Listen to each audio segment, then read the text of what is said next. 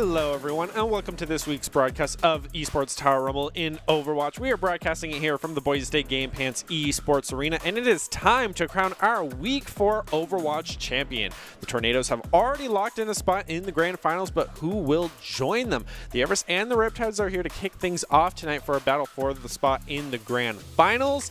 I am your host, Brenner Bearlat, and join with me to call all of the action is Colby D'Angelo Alloway. And so with these players being in kind of a chaotic spot of jumping back between Overwatch 2 and Overwatch 1 with the beta being active right now, what are you hoping to see from these players now returning to Overwatch 1 for the Grand Finals? So Overwatch 2 and Overwatch 1 are very, very different games, as I'm sure everybody that's played the two of them is aware. So the main thing with Overwatch 2 is it's very flanky. It's very everybody's off doing their own individual thing, and sometimes you come together for one big play. And the biggest change is supports have to be much more careful because there's a lot less peel for them. I mean, we've talked about it before. The lack of that off tank really takes away a lot of peel for supports. So it's either just your off support, ideally a Lucio or a Brig, peeling for your main support, and there's nobody else to do that. So in Overwatch 1, I expect supports to be able to be a little bit more comfortable, right? You don't necessarily get punished for your mistakes as hard because there's lots of different people that are there to support you, and it's not just like you relying on your own individual ability. Yeah, you have someone to support the supports every once in a while, which is a nice change of pace. But also, a lot of these, we have a ton of things going on for tonight. We have the semifinals to see who is going to join the Grand Finals. Then we have the Grand Finals themselves. And then afterwards, we're not even done with that because we have a show match with the returning of two original Esports Tower teams. Because since a huge explosion in Overwatch has come in, there's been the huge 4 new teams, as we can see here, with the Wolves, the Everest that we all know, the Cyclones, Tornadoes, and the Riptides. But with this best of one show match coming up, we're actually going to have the return of both the Fire Islands and the Monsoons, the two teams that we have not seen in a long time, but they're coming back just for a show match tonight, so you want to stick around and see that go down. But as we get ready to jump into our matchup tonight of the Everest taking on the Riptides in the semifinals, they're going to need all the help they can get. We can give it to them through Doc's Keys the game in Overwatch. That's to never take a fair fight. But what does that mean? To take fights in unexpected places when they are unprepared, and of course, tempo, tempo, tempo. These are presented to us by Esports Tower, where you can scroll pro advice at esportstower.com, improve your game sense, improve your team play, and improve your performance under pressure. You'll get matched with great players and professional coaches to help you rank up. We are ready to jump into our matchup, kicking tonight off with a best of 3 with the Everest taking on the Riptides, with map number 1 being Ilios, a map that we don't all see too often for being the first of a control map. So we typically see a lot of Roadhog, especially on that well, and it actually looks like we're opening up on Ruins, and we see that Widowmaker. We see Panda Squad and Illusion on that Widowmaker duel. Widowmaker duels are one of my favorite things to witness in Overwatch, and Ruins is a great map for them as we set up, but those balls are going to be looking to be after that Widowmaker. So it'll be up to the Mercy and the Zenyatta to support. Yeah, well, we get ready to kick off the night with the final group stage game of week 4. The Everest and the Riptides face off with the winner heading on to the Grand Finals to face the Tornadoes. And as you already walked through that team comp, even the Mercy to maybe even pocket the Widow to try to just get those extra early picks is going to be huge, with main heals already going on and Bull. So that's that Wombo combo already down, even getting aggressive D-mounting Panda Squad from that high ground. ALW with a triple so early on. Huge plays coming out for the Everests. I think ALW was able to get in a position where the Riptides weren't ready for them. He was just already in your backline before the Riptides could even turn. And with that first elimination onto the Mercy, that stops a lot of the Riptides like wanting to be aggressive. That effectively stops their push, and at that point they were just playing catch up and they couldn't do that.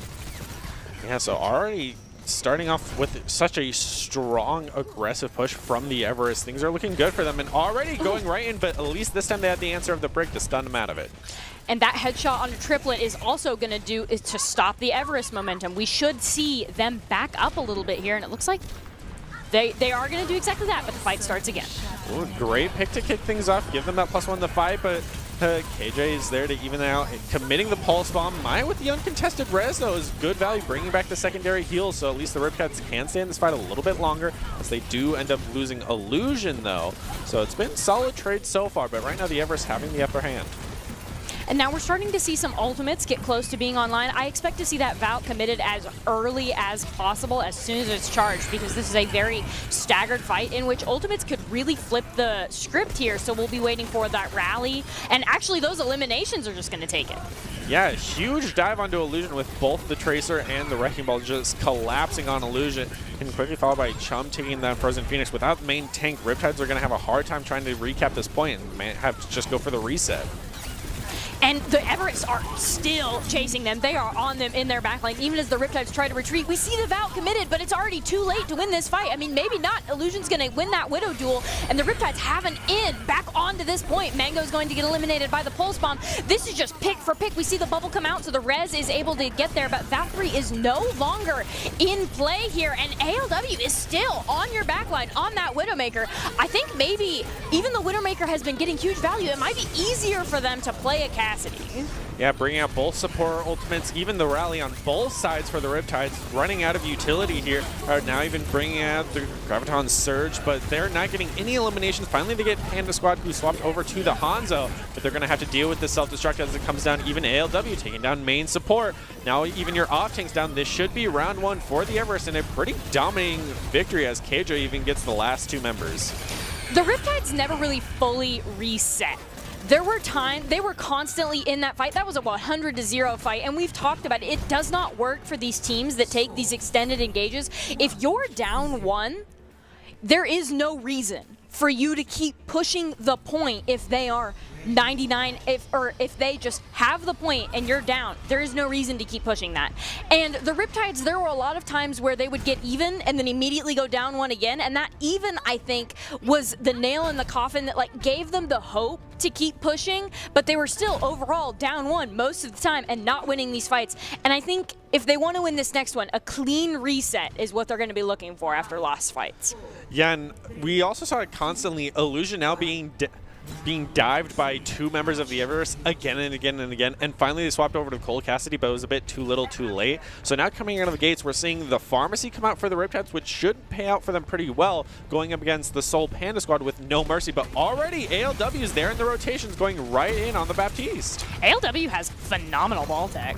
Yeah, he's really had control of this map and just presence wherever they go. And with a pick like that is huge. Onto the Zenyatta, taking down Triplet. That's your secondary heals who wasn't even in the fight yet. Joe's reign of terrors continues as he is able to take down Panda Squad with the help of Illusion now with that Pocket Mercy getting a ton of value. But with the knock into the hole from ALW with a huge triple. Main tank and main support down, the Everest have this fight. And the Riptides, they did an amazing job. Joe did a good job, but none of them are ready for ALW, which is why I think that Cole Cassidy swap can be so valuable to them, because that Cole Cassidy is what's going to be able to stop that ball. I think the Riptides are just having a little bit of some difficulty adjusting to the dominant ball force that has so far been ALW. And we do have some ultimates online for the Everest, as they do have the point. I expect this Mines to be committed on the Riptides approach before they get to the point, or on the point.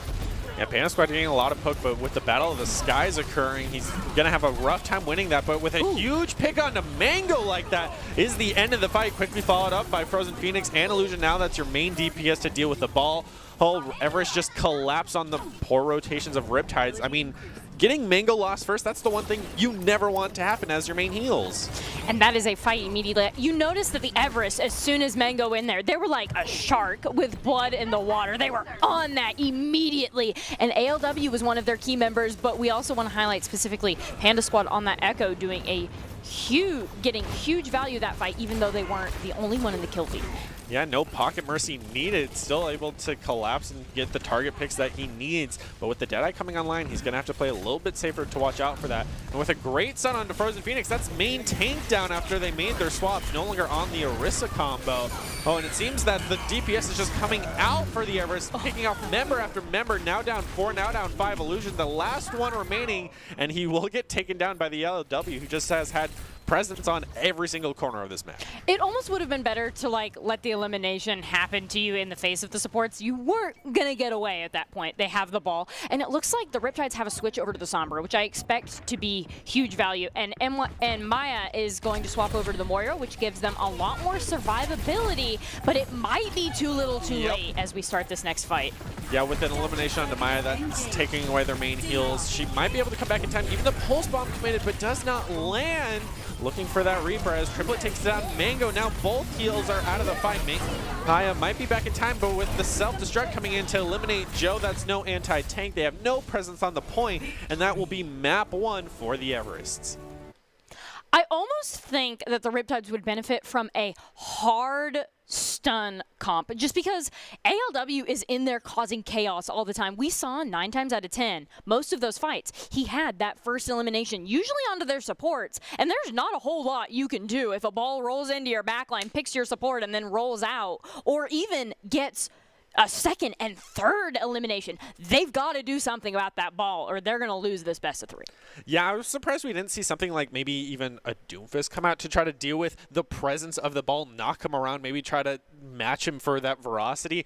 The Brig was a good idea, and he landed a couple of stuns, but he was unable to protect that main heals a lot of the time of Mango getting eliminated, maybe just not throwing down the Immortality field enough. We were unable to see a lot of the times, but the Sombra was a little too late, as you mentioned as well. So, really, right now, the Riptide's having a rough start, but heading into map 2, it is going to be Rialto. So, might favor them a bit more if at least the Everests aren't going to attack first.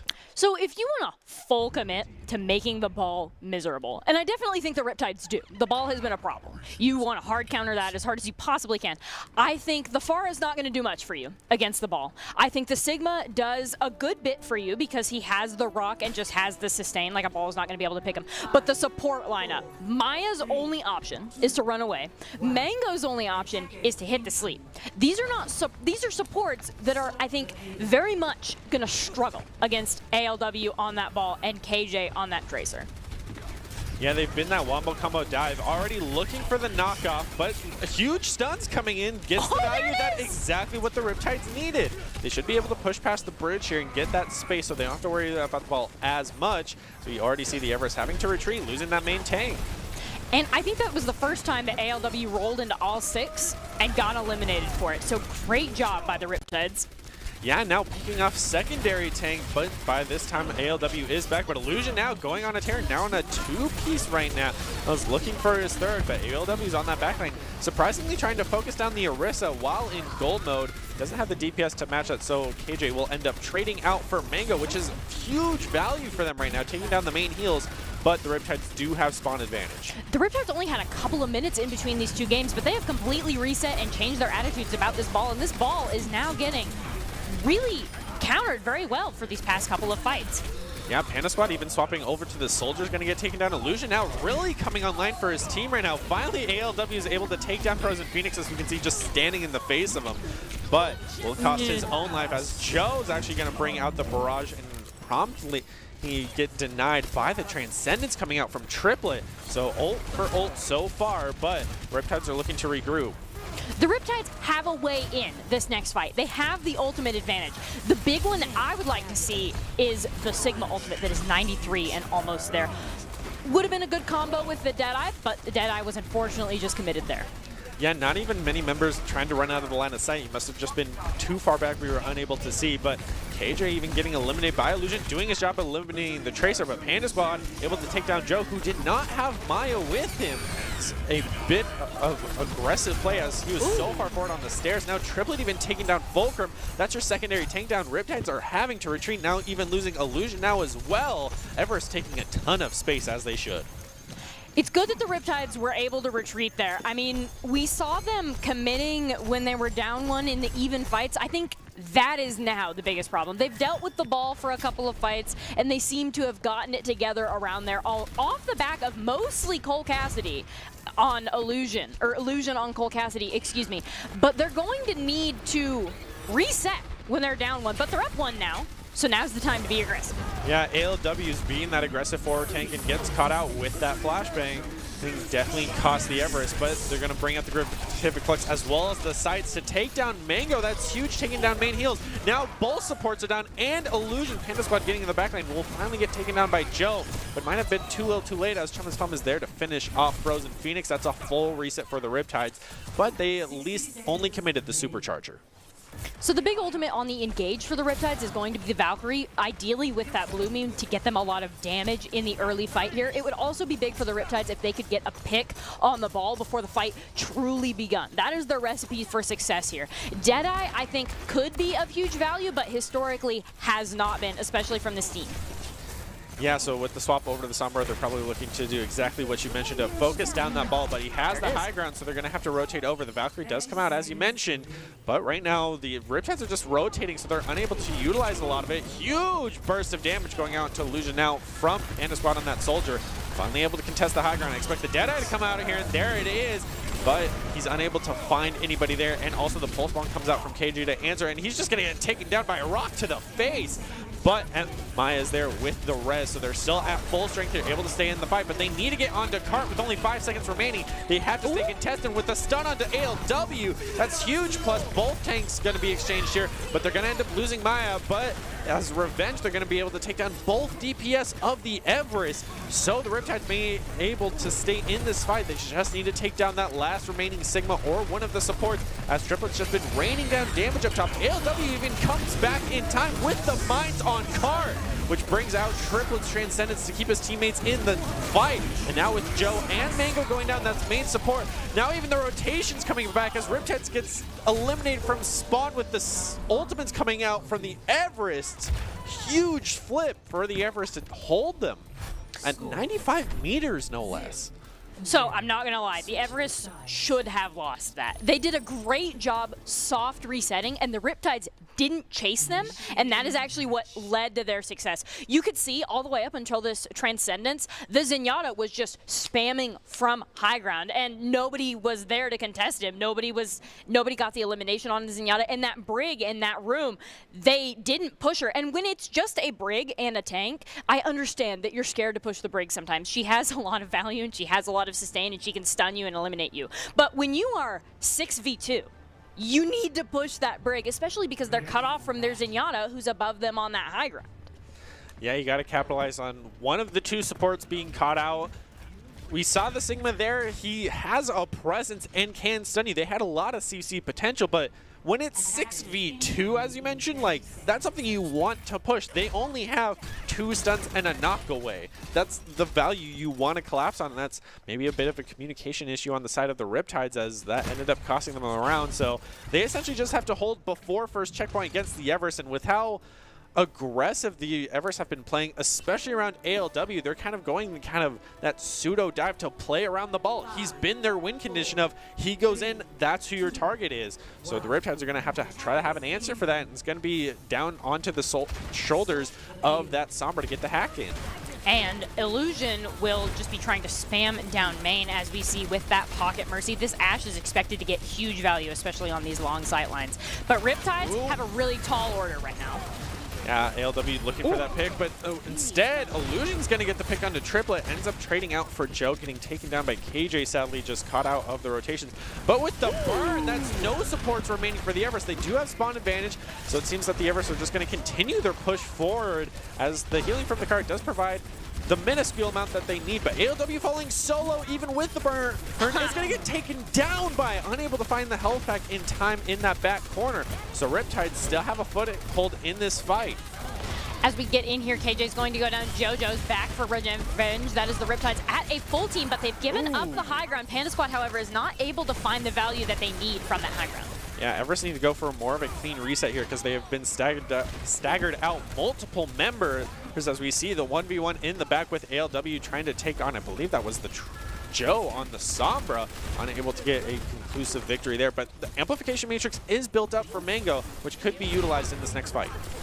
And it looks like this next fight is just really one big, long, sustained fight that these two teams have been taking. The Everests haven't reset fully. Yeah, now they're committing both the Gravitic Flux and the Bob from the Riptides as Illusion now gets taken down, set up for Panda Squad, who gets traded out. But now KJ comes back with a vengeance, taking down both supports with the help of that Pulse Bomb. Even Triplet getting 2 more himself. The Riptides taken apart. That might be it with all 3 members on the cart. I think the biggest thing there was they weren't ready for KJ to be in the back. Maya was looking for the res on Illusion, and by all means you typically should against your Ashe, but when they have a Tracer, that completely changes how you should go about that. Yeah, so the Everest will end up taking Rialto and heading into the grand finals after winning Ilios. Pretty dominating victory off the back of ALW. Honestly, I think ALW was the MVP of Ilios. I don't think ALW did a whole lot on Rialto. I'm not going to lie. I think they were there. I think they were trying to disrupt. But especially compared to what they did on Ilios, it really felt like KJ was the big one to watch for Rialto. KJ on the Tracer was what they weren't ready for. They were too busy hard focusing on the ball that they weren't paying attention to the Tracer, who was just as in their backline getting those eliminations. And the Riptides were put in the very uncomfortable position of only being able to lose 1 fight, right? And that 1 fight that they lost was off the back of KJ.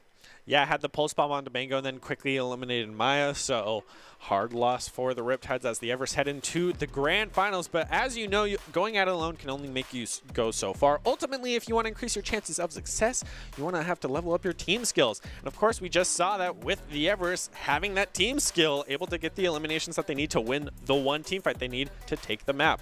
So going at it alone can only make it so far.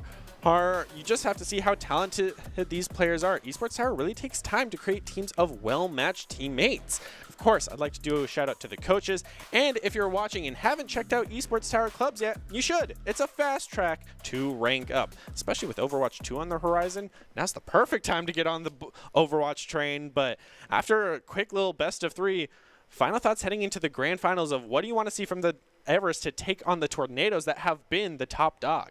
I think the Everests are in good form for this. They had a dominating, they just did a phenomenal job against the Riptides there. And I want to say that the biggest deal was their flankers. But the Tornadoes are going to deal with those flankers more. It's not going to be as much of a one or the other. They're going to focus on both, and they're going to try to circumvent both the Tracer and the ball. So I would expect the Everest to maybe be forced to swap off that, unless the Tornadoes are just going to try to mirror, in which case it's a matter of who can play their individual heroes, mirrored heroes better, and who can play better as a team. Well, we'll have to wait and see how the Everest are going to try to take back their title of Esports Tower Rumble Grand Champion. So make sure to stay tuned. We'll be right back after these messages. We're going to build bridges and hospitals in a day. We're going to save families from disaster and feed those left in the cold. We invite you to join us.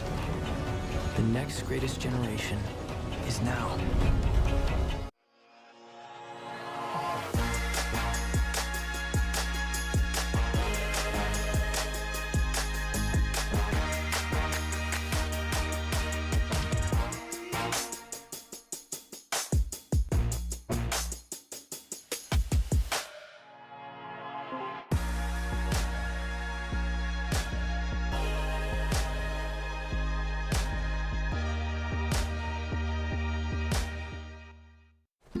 A rogue virus. No jobs. Sky-high tuition debt. Life is trying to put our generation on the sidelines. But we refuse to just sit back and watch it pass us by. Instead, watch us fly ahead. Watch us overcome anything. Watch us rise. Watch us change our world. Watch us become the next greatest generation.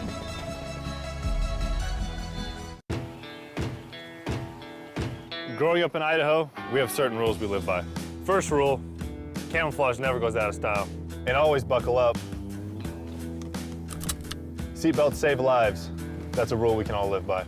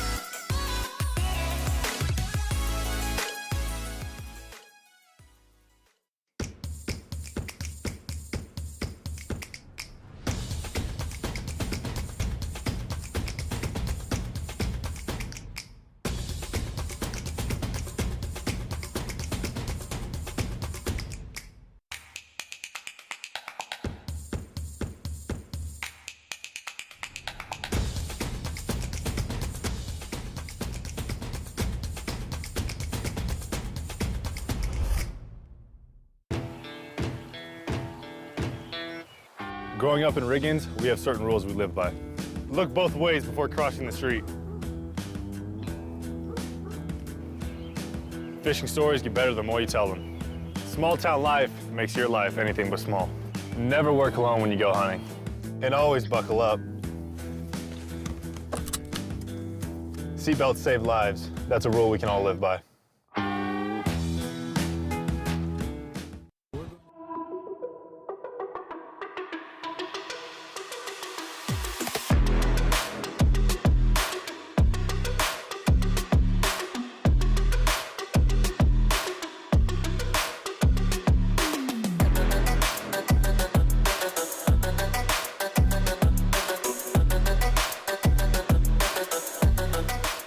Hello everyone and welcome back to this week's broadcast of the Esports Tower Rumble in Overwatch. We are broadcasting it here from the Boise State Game Pants Esports Arena, and it is week 4 of our spring Overwatch Rumble, and it is time to see if the Tornadoes can defend their title from week 3. The Everest are back for revenge after being knocked off the top spot, so let's see who can come out on top. I'm your host, Brendan Barrett, and joined with me to call all of the action is Colby D'Angelo Alloway. So jumping into the grand finals, as we mentioned, the Everest are here to come back with a vengeance, and right now ALW or the KJ are two main players to watch for them, but going up against the Tornadoes that have both Bonesaw, not Doomfist, it's a big mountain to climb. You're gonna. I see what you did there. Aha. I almost started talking without acknowledging that fantastic pun. So I think not Doomfist is going to be much harder prey for both ALW and KJ, just because we've seen them do amazing things on the Ana, and they hit their sleeps, I want to say 70% or above. Most of the time they hit their sleeps, and if you get slept as a dive hero, usually that is a death sentence. Like, usually there's not anything else you can do, especially because the Tornadoes are expected to be able to the whole team collapse on the sleeping target. I will say, I think the Everest's best chance going into this, I think their strongest map is without a doubt going to be Control, partially because of what we've seen already tonight, but also because Control kind of benefits the way the Everests like to play, which is everybody individually doing their own things. Sometimes people, it's kind of like the Overwatch 2 mindset. Sometimes people will get together and do the same thing, but for the most part, everybody's out there just trying to win the 1v1. Yeah, after just seeing them play the Riptides, they definitely had that more individual skill, which is why they were able to collapse a lot of the times. But where they beat them out was the team play, as you mentioned, because we saw multiple times of ALW and KJ collapsing on Illusion now, which is how they won it. They called the dive, and only the 2 members committed because that's all they needed. So going up against the Tornadoes, who have beaten them out on individual level, is definitely worrying, but as I totally agree with you, on Control, that seems to be their go-to mode where they win, so I have to wait and see how things are going to kick off. But of course, we want to take a moment to congratulate all of the Esports Tower Club members who have graduated from the clubs and been offered scholarships across the country. Over the last 3 months, Esports Tower Club members have received over $1.6 million in scholarships awards. These students have not only worked hard on their in-game play, but worked hard academically and earned these scholarship opportunities. We could not be more excited and proud to see these opportunities these players are all getting. And to finish things out, especially with the Everest, they're going to need all the help they can get, and we can give it to them through Doc's keys to the game. And in Overwatch, that's to never take a fair fight. But what does that mean? Take fights in unexpected places when they are unprepared, and of course, tempo, tempo, tempo. And these are brought to us by the Esports Tower, who invites you to score pro advice at esportstower.com. Improve your game sense, improve your team play, and improve your performance under pressure. You'll get matched with great players and professional coaches to help you rank up. Well, as we get ready to jump into our grand finals for the night of the Everest taking on Tornadoes, map 1 is gonna be Nepal. I think Nepal is one of the more difficult maps to run that ball on, so we'll see if they'll be able to get that value. I think they're Because the point, especially with that Mei, is almost a death sentence for the ball. They're going to have to get their value in the open places and in rotations, and especially walking into a Reinhardt and a Junkrat, this is a tall order for ALW. Yeah, he had a good setup just to kick things off, but already Chuma's Fum has been demexed, and Avian goes down. That secondary heals and secondary tank down. Everest have already had to reset, now losing Triplet and Panda Squad. It's only KJ and ALW remaining King, no less. And going up against the Mei, who can still freeze you. This is not Overwatch 2 just yet. ALW might not be able to retreat in time, falling so low, but finally gets back to his team in time. And that's the other thing that the ball does. The ball can go in and get out, but also doesn't offer a ton of support in the frontline battle, so just kind of leaves the Everests again with a Reinhardt in their face. Yeah, Tornadoes have had just that pressure to win the front line with ALW's. He's harassing the backline, but they're just continuing to push forward and play tightly together. That ALW has not been able to get the pick. Now with Panda Squad on the Hanzo trying to pick them off, maybe might be the difference they need, but right now, the point's in the Tornadoes' control. We also have Bonesaw on that Junkrat. ALW is going to have a really tough time approaching this point with a Junkrat and a Mei on it. You see, he can't even get on it. He's like peeking, but can't. Yeah, KJ even committing the pulse bomb gets denied by the immortality field. Even threw it onto the Reinhardt, so he couldn't get that elimination. Hard loss, but Everest coming back with a vengeance, able to take down not Doomfist. That's a huge plus in this fight with no main heals. They might be able to push the Tornadoes here, but they need to deal with that Reinhardt shield. They also need to deal with the Junkrat that was split on high ground for a little bit there as we start this next engagement. Yeah, Gambler will commit the sound barrier to kick things off, but is very low, able to knock down multiple members from that high ground. With KJ getting eliminated by Bonesaw, that's a huge plus, but ALW being that carry right now. Even committing the mines, able to take down both DPS. Now Panda Squad taking down the off heals. Should be this fight for the Everest as they finish off Phoenix. I think one micro thing that we were watching its Gambler on that perspective. So I think they needed to have finished off that Hanzo and maybe try the Zenyatta before they had the opportunity to transcend, because that would have put them up too in this fight, and especially because the Hanzo came back with other eliminations. I think its Gambler should have hard pushed the Hanzo because he was just a melee away. Yeah, so Tornado's now going for the re-engage, but the Everest are going to answer them with the rally, and with the pick onto Bonesaw, that's the main DPS down. But the Everest are going to end up trading out, losing Avian with that rally online to the self-destruct. Now, Phoenix even taking down the second support. That's no supports remaining for Everest. They should back off here, but they're going to fight to get as much percentage as they can as they are beginning to lose the point. With two members committing to the Mei, unable to get her. She even throws down the Blizzard as the latch-ditch effort. Panda Squad will go down to that eventually from the mines as Bonesaw has finally come back from spawn. But it seems the Everest are going to hold on to it with ALW able to take down Phoenix, even though the Tornadoes were able to cap the point. And now that the Tornadoes have the point, they're in the position to play more defensively. They just have to do a little bit of cleanup here, and then they can set up and force the Everests to approach them. And the Everests, if they continue with this tank lineup, are going to have a really difficult time on that approach, especially as the Tornadoes are set up on this high ground. Yeah, Everest have to recontest here, but they are down at secondary healer, now swapping over to the Moira. Now ALW going down to the trap, no less. Such little damage just shows how low he was. Now Avian and Triple goes down, that's no heals. It's all on KJ to stay on this point right now against both Tanks and Bonesaw. So at least he trades out with Phoenix, that's huge. But with no members of the Everest able to get back in time, that means Tornadoes will take map 1 of Nepal. We thought Control was going to be their strong map, and then it came out and was Nepal. And with that point, as enclosed as it is, there really wasn't a ton of ways that ALW or KJ could approach on those flankers. So I think the biggest problem that the Everest had here was they were just too committed to their comp, and they didn't swap off of it, even though it wasn't working. But I expect this same comp that they were running, which is the Ball, the Tracer, the Diva, I expect that to be able to get a lot more value on this part of Nepal, which is much more open. Should either team choose to run a Pharah or an Echo, I believe those would work for the same reasons, but it looks like Bonesaw's on that Doomfist, which is, again, no, I've been debated. It is the symmetric. And it looks like the Tornadoes, their comp is telling me that they want to brawl on this point right now. Oh, he went back. No, he went back to the Doomfist. It was just for that early teleporter. They want to take the point and then not let it go. I think the Everest, unless they get there first, they're going to have a difficult time taking this from the Tornadoes. Tornadoes can definitely out-sustain the Everest here, especially with Panda Squad not having a Pocket Mercy. And Chum's Pump already demeched is huge early on, but will be ended up trading out for Bonesaw. Now losing Avian, that's both supports down for the Everest, but Panda Squad able to take down main support from the Tornadoes. Might keep them in this fight, but they're down so many members, they need a reset here.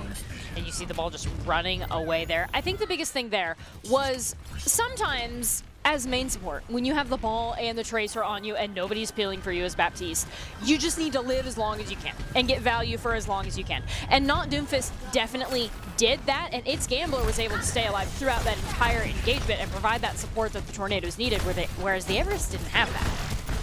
Yeah, so already ALW falling very low, Avian falling low as well. Now KJ dropping low, and Triplet finally able to start regenning those shields. It's just coming a lot of poke here. Tornadoes, as you mentioned, they want to brawl on point. This is exactly what the Everest don't want to do with their comp. They want to try to get as much poke as they can, get him low, and then maybe dive on point to try to collapse. But instead, Bonesaw might have gotten overly aggressive, getting taken down by the beam of Panda Squad. Mapsy also getting caught out of point. Having Turret back over to the team brings out the sound barrier to keep him alive, as well as the mines coming out from ALW to deny the rotations. But Mapsy scouts out the low Panda Squad and takes him down. Now also ALW falling, quickly followed by Triplet. That's main tank and both supports down, all due to Mapsy right now. So the Everest are unable to hold it here and only get about that 5% as KJ goes down to Phoenix Wrong. ALW with the recontest comes flying in, has to buy as much percentage as he can. The Tornadoes already at 56 are running away with it, and with the Everest throwing bodies on point, they only got up to 15%. So you notice the immediate rotation back there, and then when they could, they went in and were aggressive, and I would say that that is the biggest thing that led to the Tornadoes' success here. They backed out when they needed to, and then with an aggro sound barrier walk right back in like they're doing right now. Yeah, even committing the duplicate, falling solo, trying to 1v1 a Reaper, not what you want to do as a right now, but the Shatter's going to come out and land onto both DPS, but no one is there to capitalize, so that forces out both the Death Blossom and the Meteor Strike for the Tornadoes to get back to point time, but not Doomfist and Bones are able to eliminate 2 members of the Everest plus 2 in this fight. That buys them that much more time that the Everest can't afford. As we are passing the 90% mark, Everest only have time for about 1 more team fight and need to engage with that Rally, who's immediately eliminated. That spells doom for the Everests. And like as we go into this final fight here, the Everests are just trying to put bodies on this point, and they're running out of them. And at members trade, KJ's trading for Not Doomfist and is still on this point. That's what you want to do when you're coming in overtime. You want to trade, especially for that main support there. But the remaining members of the Everest are unable to get those trades and kind of like slowly whittle down the Tornadoes. Yeah, ALW having to commit the mines and barely ends up surviving. Almost knocked off the edge thanks to Bones, and instead just going to get eliminated by Gambler coming out from behind him. All of the ults being committed by the Everest, now even swaps with Triplet over to the Moira to just maintain on point. Self-destruct able to zone out the Tornadoes, but with no eliminations, they can stay in this fight. But now Panda Squad taking down main heals and Mapsy going down with a huge DPS loss on point. Tornadoes not looking too good, but Bonesaw coming back with a vengeance, able to take down both the Lucio and the Tracer, keeps his team in that fight, finally taken down by Bonesaw, who takes down main heals, but the Tornadoes with so much individual skill are able to stay in this fight and win Nepal. I think that the biggest thing the Tornadoes have over the Everests right now is they're communicating and moving as a team, which is not something that the Everests are doing. For example, we saw a couple of fights with the Tornadoes where they actually started the fight down 1. But ended up winning the fight. One of the most notable examples was those last 2 fights before it devolved into scrappy 1v1ing on the point. The Tornadoes were immediately taken down 1. They backed off the point. They gave up that space, and then when they had the opportunity to, went in with an aggressive sound barrier and then went up 2 members and just kept pushing. And that team communication is what's keeping the Tornado in, and it's something that the Everest severely lack. They're all trying to play the individual game, and some members are getting more value than others. But overall, it feels like the KJ-ALW duo that we were seeing in some of those other matchups, it doesn't exist as much right now. I don't think, maybe this is me not being able to pay attention, but I don't think we ever saw a concise team push from the Everest outside of the very first team fight. But even then, it was still very split of ALW off doing his own thing, KJ picking a target, and then Panda Squad doing his own thing as well. It was kind of just very split up. They were together maybe once or twice the entire Nepal match, so it was pretty bad for the Everest, but maybe they can bring it back with the second map being Havana. I do need to say that ALW is getting a lot of individual value on that ball, but the rest of his team is left floundering because that ball doesn't offer any frontline support, and usually is really hard to shot call as because a ball goes off and does their own thing. So this Reinhardt swap, I expect to give them more of that team element they're severely lacking. Yeah, they need to watch out for the Lucio actually in their backline, causing a lot of havoc. Now Bonesaw even knocking him back into it, but AOW gets first blood, trading out for the tanks, but Bonesaw's there to pick up 2 more to even things out. That's no tanks remaining, I believe, for the Tornadoes. Actually, they do have spawn advantage though. So Everest just trying to hold them at the door, losing members that they can't afford, and without the Lucio to cart them back, even wins the 1v1 against Bonesaw, which is impressive nonetheless. But ALW falling solo, able to charge the Shatter, did not commit it as he was falling very low. So it seems that Tornadoes will finally win the battle here as their respawns are coming back. You gotta think that maybe Lucio's not the person to repeatedly try to land the punches on, because Triplet juked him 3 times before winning that duel here as the Tornadoes finally get on card. The Reinhardt on card is definitely an interesting choice, as only 3 members of the Tornadoes are holding the entire team of the Everest at bay right now. Well, 4 members now. They were able to get 1 rotated in time, but Chum was able to contest the high ground. A lot of pressure being put onto not Doomfist, even commits the immortality field just to keep himself alive, but just a very brawly team fight. Finally, not Doomfist will go down, but Chum also falling very low. That's main support down, but does not deny the Tornado from staying in this fight. Now even the Dragon Blade coming out to answer that Everest have to commit both the Sound Barrier and the Amplification Matrix, and that's elimination onto Mapsy, unable to secure anything with the Dragon Blade. That's why we always see the Nano double committed with it. Now Everest are bringing it back, taking down Phoenix Wrong, but it will cost them Triplet in the long run. Now Panda Squad as well. It's just constant trades, 2 for 2 right now. It's still a brawl on card, as finally Everest get +1 now +2 in this fight. Tornadoes do have the spawn advantage and will be able to recontest much quicker than the Everest, but the Everest finally win a team fight. I expect the Tornadoes to use Amplification Matrix to gain them some space on this big, long sightline as soon as they set up for their next team fight, which they've been unable to do so far. Yeah, Tornadoes being staggered out right now. Try to go for a recontest with only 4 members, get taken down promptly with KJ on that Cole Cassidy. Can even zone out with the Deadeye looking for this next fight. And I think Avian, with that only Amplification Matrix, we talked about not Doomfist using it to gain space, but Avian can also use it just as easily to take space as the bomb is committed. Yeah, that will definitely get a lot of space. Even Bonesaw is able to collapse onto Triplet and make them +1 in this fight. Now with the Immortality Field going down, when Chum answers it with his own ultimate to eliminate Mapsy, but Tornadoes come back, able to get +2. That's main heals and main tank down. They're able to take down the Lucio, but the rest of the team falls. Tornadoes should get checkpoint here. Panda Squad tried it. There are only 2 members pushing cart, so if the Everest are back very fast, they just left it. They just left it, and I think that actually might give the Everest a contest here, should they choose to take it, and it looks like they're trying. Oh, but they lose main tank in the rotations. Now it's only down to Chum's Fum, and the support's coming in. Deadeye's even committed, but will end up getting eaten by the defense matrix. Bonesaw popping off, able to take down on the 2 members. Chum's Fum, the last surviving of the Everest, to get that checkpoint, so the Tornadoes will get it. They almost, because they didn't touch that cart, the Everest got a fight. They ended up being able to win the fight as we push, and we see the Tornadoes taking a lot of space here, which is exactly what you want, but you want somebody on the cart while everybody else is taking that space. Yeah, Mapsy. Ooh, Shatter coming out from Phoenix does not land onto any members of the Everest. Instead, Panda will end up getting frozen, forcing out Gambler to bring out the Sound Barrier to keep him alive. Now +2, taking down main heal, or main tank, and the main DPS of that May. Tornadoes are getting very aggressive, pushing the spawn doors on Havana, no less, is something we don't see all that often, as KJ is able to take down Gambler. Might have to slow down the Tornadoes push right now as they take down Chum's Fum as an answer. And as we set up for this next engagement, the Everest have a massive ultimate advantage, and I would like to see them show some restraint and use maybe 1 or 2 of them instead of all 5. I think Blizzard could take this fight by itself with no more ultimates required. Yeah, it's going to have to be watching out for Pando, and he will end up landing it directly on Carr. Deadeye coming out from Mapsy as well, trying to get them zoned out. Will not land onto anyone. Said Panda Squad is going to pick up onto Phoenix. So both teams losing their main tank here, but the Everest having that spawn advantage as it's much closer for them. Able to recontest. Panda loses his mech, but is able to take out Triplet as the Baby Diva with the melee. Now the Everest collapsing onto both that Baby Diva and the Lucio stay in this fight.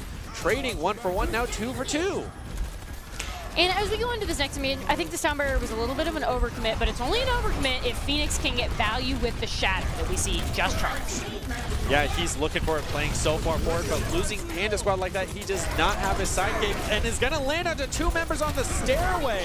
Only able to collapse onto Phoenix, brings out the Immortality field to keep him in the fight, but instead the Everest are going to end up losing KJ and Triplet. Now Avian, that's no support, hurts, and main tank goes down as well. Everest have lost this fight, and that should be checkpoint. I think that Everest should give them that space, because setting up third point Havana is much more valuable than trying to put bodies on this point and ultimately stall. And it looks like they are just trying to set up. They're setting up very, very close. They're setting up in the positions where they can lose a couple of fights before losing. Yeah, and losing main heals like that might lose them this next fight, but instead they're going to come back and make me eat my words with Chum is Fun with a huge double self-destruct onto both supports.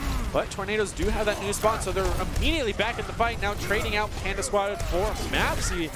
Chum is Fun still having full mech. ALW falling very low. Will get taken down by that Flame Strike, but KJ is able to take down now Doomfist as well. As they're going to lose Avian and KJ go down, so it's still 2 for 2. The Everest losing that 1 extra member in main tank means the Tornadoes win that fight. It was a very clever idea for the Everest to push all the way into their spawn door. It gave them a lot of time and gave them the ability. See, now you can see they've completely wiped, and now they have the option to set up in this castle now, and they've been able to take about a minute of time out of the Tornadoes bank as they approach this castle, which is famous for being terrible to cap. Yeah, Tornadoes might be able to do it though. They do have the 4 ultimates, but losing not Doomfist means that might just be the end of the push for them with no main heals, now no main tank. Everest have been able to collapse on him here, and with only 45 seconds remaining, Tornadoes might only have 1 to 2 more team fights if they can have a clean reset that quickly. So just in general, I'm not going to lie to you, I typically do not expect teams to third cap on Havana, even if it is the Tornadoes, just because it is such a defensible position. Respawns are there. It almost feels like 2 CP as this fight begins. Ooh, even the Meteor Strike and Blizzard committed with only 25 seconds remaining. Now losing main tank and secondary support for the Everest. Might have been an overcommit on that Blizzard from Panda Squad. Now he's very much out of rotation behind the enemy team.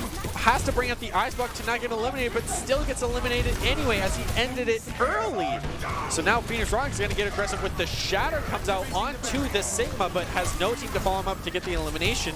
So instead, the Break's going to be able to eliminate the Baby Diva by knocking her off the edge. But with time not in their favor, and Tornado's going to end up C9ing off the cart, getting too aggressive. So the Everest are able to hold them.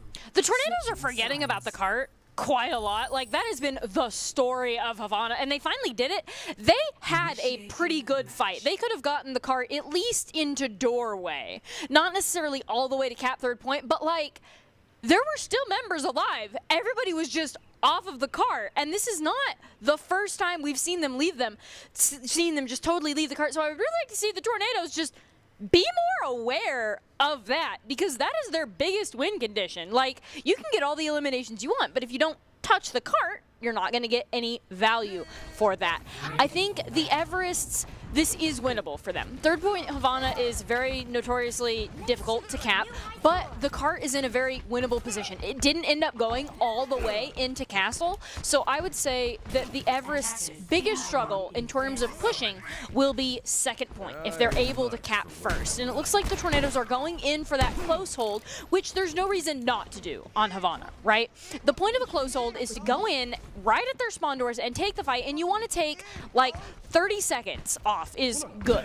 A minute is amazing. A minute 30 is almost impossible, but we've seen some teams do it and they completely full hold first point Havana. The goal here is to give yourself a second fight. Yeah, so with that close hold, it seems that the Everest are slow to come out of spawn.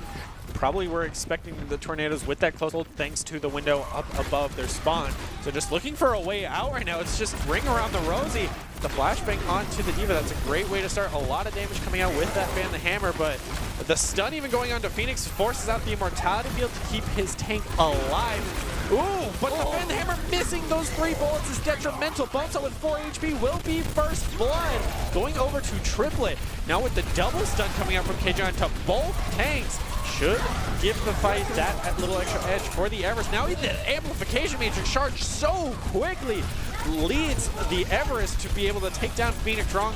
Now even D-Mech Pando, that should be the fight for the Everests. And that was a good close hold by the Tornadoes. They got torn apart immediately after Bonesaw, but they got an extra 30 seconds off the clock. And now they can hold back at this corner. The only disadvantage to a close hold is now the Tornadoes are at a slight ultimate disadvantage. It'll be up to Mapsy to charge Blizzard as fast as they can and the Tornadoes to sustain through Deadeye.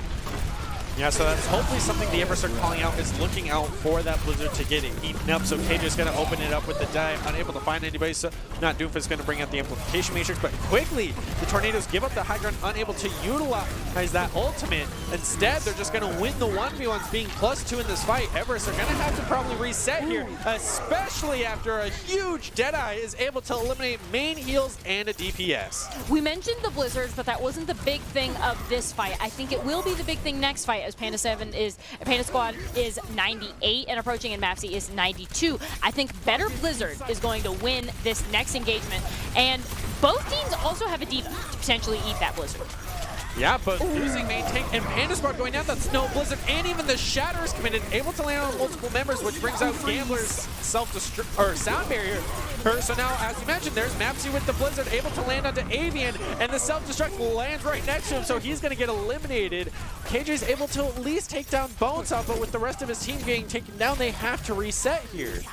And the Tornadoes are going to understandably be back up, give them that space. They're still not a full team right now, so they just hold this corner and hope for the best here. And actually, no, Reinhardt just looks like he's going in.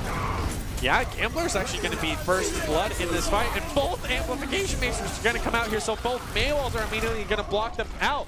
But KJ is able to collapse on Phoenix, having to retreat. Now main heals also goes down. Now Mapsy going down. They have no pressure on the car as Pando also gets taken down. Everest came back with a vengeance, and that early pick onto Gambler led to all of this happening. So I said that the Tornadoes would have a hard time being aggressive and can't push past the corner. And then they pushed past the corner. And then they got torn apart by both Amplification Matrices and just the fact that they weren't full team and they weren't all together. So the Everest, at this point now, just have to stop the recontests. It seems ALW might have done exactly that with the Shatter onto Mapsy. It's a huge pick onto the main, but he will end up costing him his own life. The Deadeye only being prevented by the Immortality field, with Avian saving his team, and KJ getting a huge pick onto Gambler once again.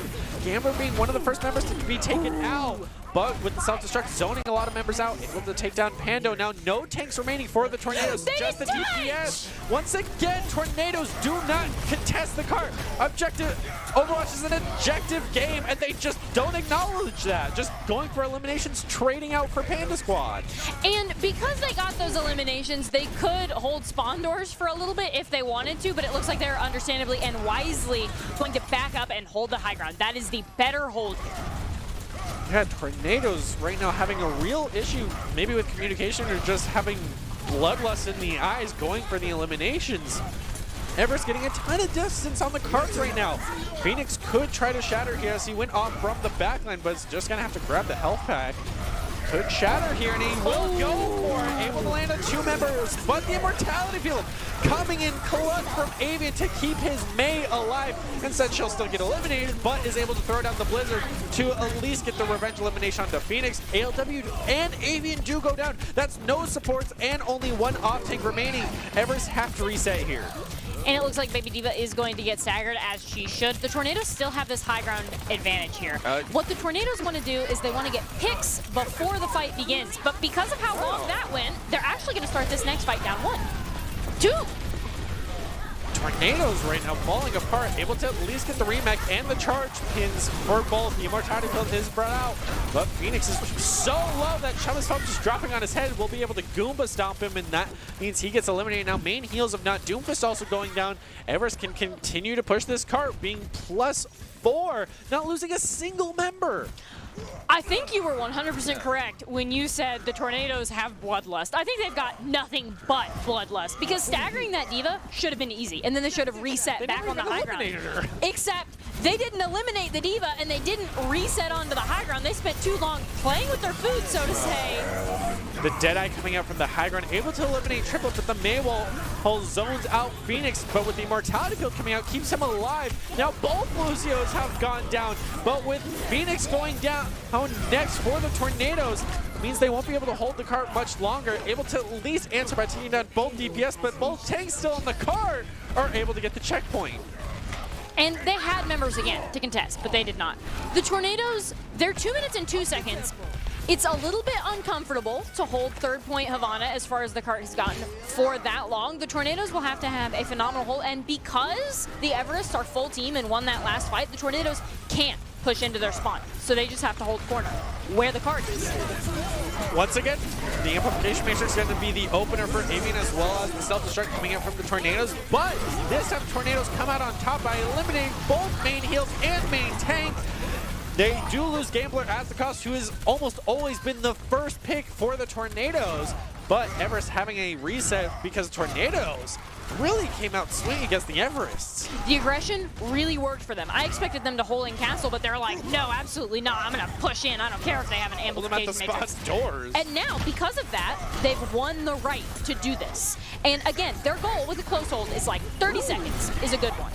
Good Maywall to zone him out. Even his own Maywall is going to keep him out of the fight, so that's going to bring up the Blizzard from Panda Squad, which leads to the elimination of both Mapsy and not Doofus. That's plus 2 in this fight, having lost KJ but picked up Gambler. Seems Tornadoes, a bit of miscommunication, not bringing down the Maywall in time, kept Phoenix out of the fight for so long that lost him the fight. And also Bonesaw. They were effectively down 2 because of that Maywall. The Tornadoes, we were talking about their good rotations on control. Their communication has just fallen apart on Havana. And now they have one more fight to knock the Everests off. If they don't win this, they lose Havana. As long as they remember to contest the card, not just get the elimination. That's true. And with the Deadeye and a great shatter onto the May, the Deadeye is even able to pick up Mapsy. Now, the answer of his own shatter, able to take down Panda Squad. But with both tanks going down for the Tornadoes, they don't have much pressure on the cart. And now Bonesaw even getting taken down by Self-Destruct from behind him. And some great well-played shots by KJ. The Everest will take Havana. And there were still some members of the Tornadoes that could have contested, though it remains to be seen whether or not they would have been able to do anything, because there wasn't effectively a tank in the fight there. The Tornadoes' communication has just fallen apart. This second map, they are not communicating. The Maywalls, they had 2 members locked in the corner. They are not communicating who's touching cart. They completely forgot about cart 2 whole times. So the Tornadoes really need to like take a little bit of time to just completely mentally reset, because Tornadoes on control versus Tornadoes now are 2 completely different teams. 100%. And also I'd like to touch on the fact of Gambler always getting eliminated. One of the first 2 eliminations. Your Lucio is either playing too far up, or it's just the positioning of your tanks, which is what you just touched on, of the lack of communication of tanks being either too far forward or just out of position trying to go for 1v1s. But they're not playing around the one thing of that's about Overwatch, the objective of the car. And that's what cost them the win. So now heading over to Hybrid, we're going to actually go over to Hollywood. And if the Tornadoes are defensive, I think they'll do a bit better here if they don't get too aggressive, which is hopefully what we don't see. And also, I do want to talk about the Everest a little bit, because I think the Reinhardt swap for ALW was huge. I think Reinhardt, not because ALW was doing bad on the ball, just because Reinhardt is the better team hero pick, and we see ALW on the Orisa now. So the Everest have a front line, which they didn't have on control, and it did wonders for them on Havana, and I expect this Orisa to get a lot of value on Hollywood. It'll be up to the Tornadoes to try to to get the eliminations before they hard engage on that Orisa. And the Everests really want to do the same thing. They want to pick the Tornadoes in rotations before they get on that Orisa. Now they will go for a little bit more of that pseudo dive comp with the ball and the D.Va to try to immediately contest that high ground. They're able to knock him off very quickly. Everest don't giving it up without a fight. But instead, with the freeze coming in onto Phoenix, that's a huge +1 in this fight, taking down that main tank that was causing so much havoc. I think, on paper, the Tornadoes should not be able to push the Everest because they have too much sustain and CC for when that ball goes in. Yeah, Everest finally able to recontest that high ground right as Phoenix comes back in time. But ALW with a huge pick onto Not Doom. Now Gambler going down as well. That's no heals and main tank goes down. That is the end of the push for the Tornadoes, but they're still staying in this fight. And as this fight continues, so let me tell you why the Tornadoes lost that. Because it is mostly their comp. There is not a whole lot a ball can do against May, Torbjorn, Baptiste, Brig. Like, honestly, you should see that, and you should immediately swap off. And that Mercy, not Doomfist, is primarily pocketing Mapsy, leaving Pando and Phoenix with nothing but Zenyatta healing, which is also not gonna work against the massive sustain that the Everest have. Yeah, now getting a bit aggressive themselves with the Amplification Matrix. ALW's going to get knocked right past it. Phoenix is going to get his life taken as the cost. And with two members in the complete backline of the Echo, Mercy brings out the duplicate just so he can retreat in time. Mercy's all by herself. That's something you could collapse on Everest. But instead, they just stay so tightly grouped that brings out the rally. A bit of an overcommit, I would say, from Avian. I think the rally is going to keep them alive. I think they're expecting more ultimates to come out this fight, which is why they used the rally. And we see the Valkyrie's going to be committed. That is going to, but it's not going to end up doing a whole lot for the Tornadoes just because they're playing so split. Yeah, Supercharger committed as well. Now the Pulse Bomb to eliminate the Supercharger and Avian is good value for the Tornadoes. But the Evers have just had more sustainability and win the fight. The Tornadoes are conveniently in spawn. Now would be the time to press H and swap some heroes because this is not gonna work. Even as Avian comes back on the Brig, they still have the Torb, they still have the May, they still have that Baptiste to really stop anybody from getting value. Yeah, and Chamas Fum has been holding on to self-destruct for quite a bit now as the Tornadoes use theirs to great value. There was no shield to protect them on the stairway. It must have been on cooldown for ALW because that is already the fight for the Tornadoes and should be the point. And they're trying to make me eat my words here, but I think they're really still going to struggle because that D.Va Bomb isn't going to be online every single fight.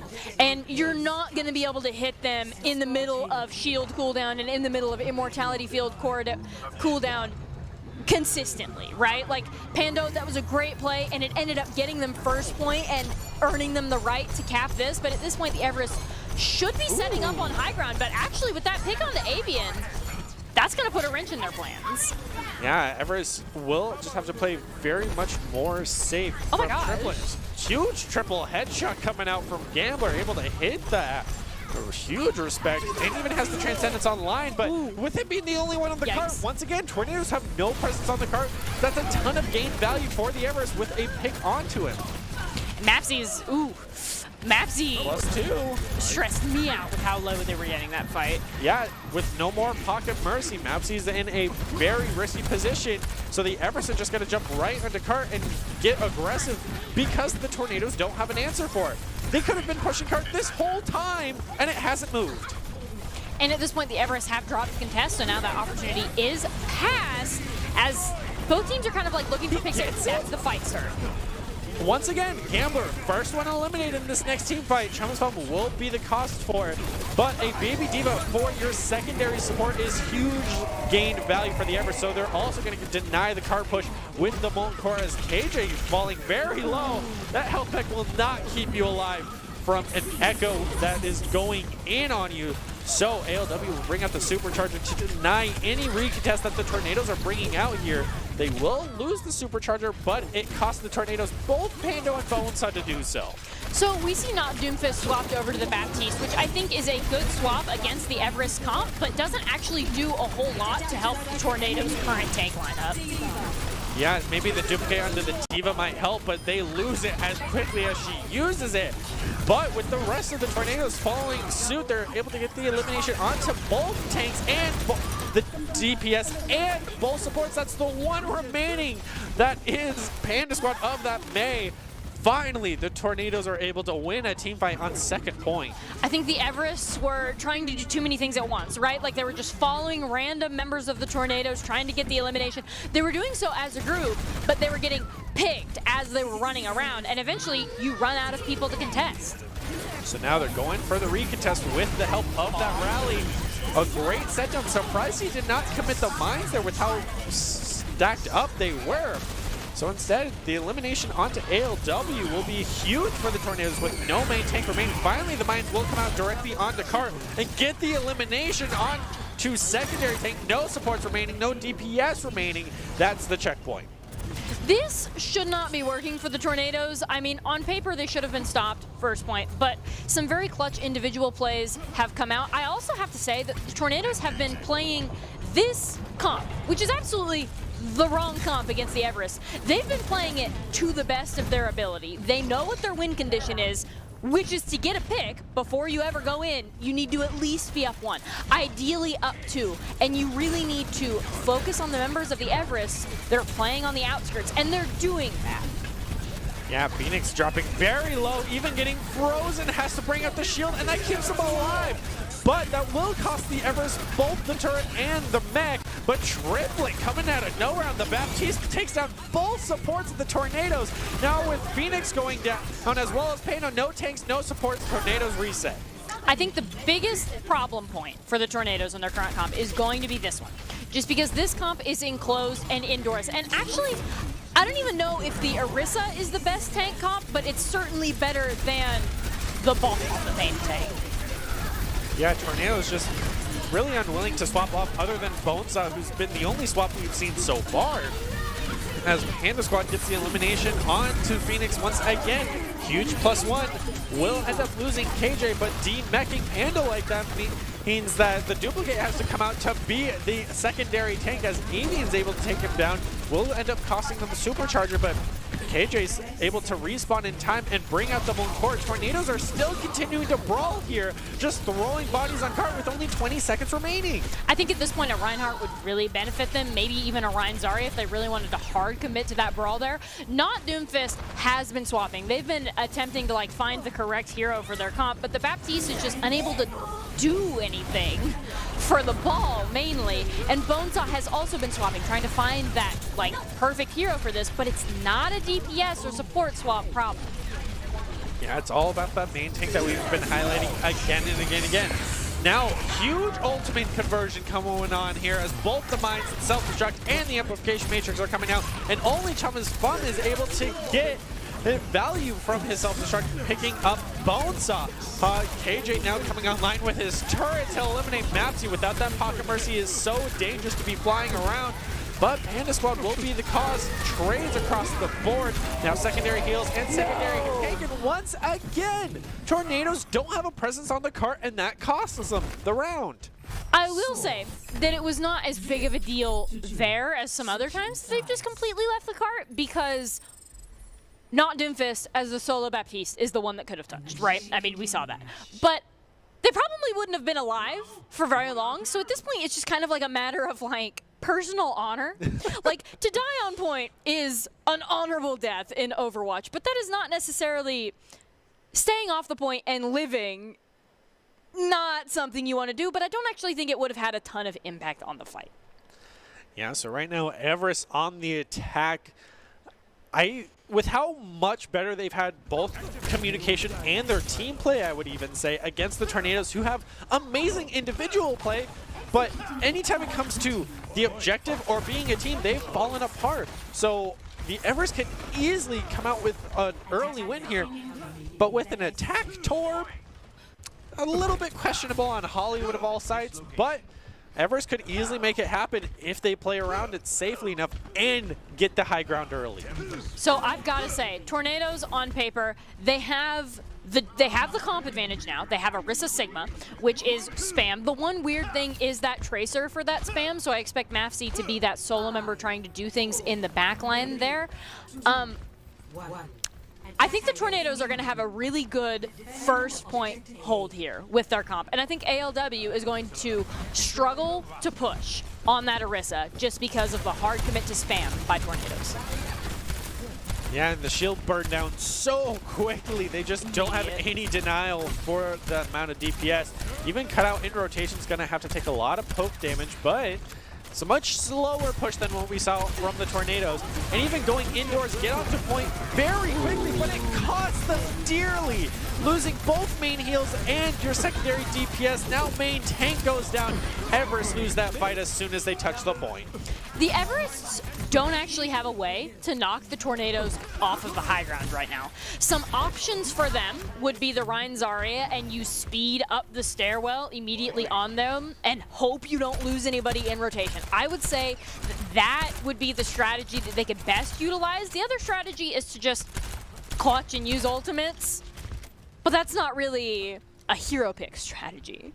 I mean, they at least have ALW swap over to the Rein, which is good, but they're sticking to Chumma's Pump on the Diva, which might give them that little bit of knockback off the top high ground, but going for the same rotation and a great pull from Pando. Pulls back the heals, but no elimination surprisingly comes from it. Now going up to stairs, hers does cost him both the turret and the immortality build.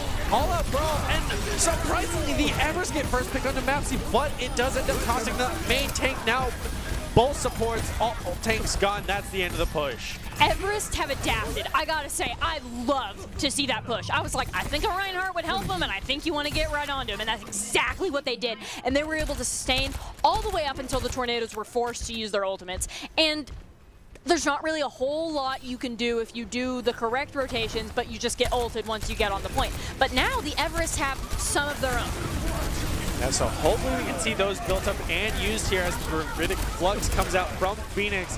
Once again, doesn't lead to elimination, but finally just from poking them down, gets Triplet again. One of the first members eliminated again and again. Now caught in this back corner with no main support means KJ will go down quickly, followed by ALW, and the rest of the Everest team follows suit. The Everest have got to get in a position to use that Blizzard. They're rotating well.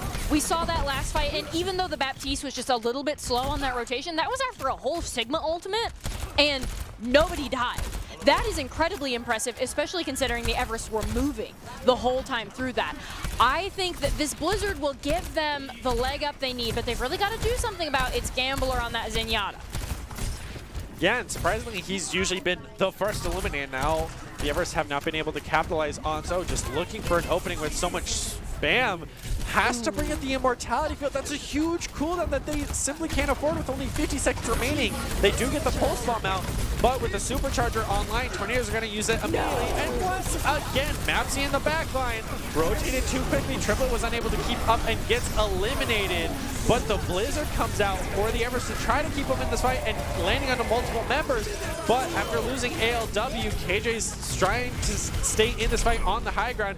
Will finally get taken down by Mapsy, but Tornadoes not contesting the point, end up losing 2 ticks. Everest trying their hardest, even bring out the amplification matrix a bit too far back, even sticking Panda with the pulse bomb, who charged it very quickly. ALW with the respawns coming back in time with the shatter. Everest have a chance of taking this back. I think Everest actually have point one. I think they have more than a chance here. It's just a Tracer.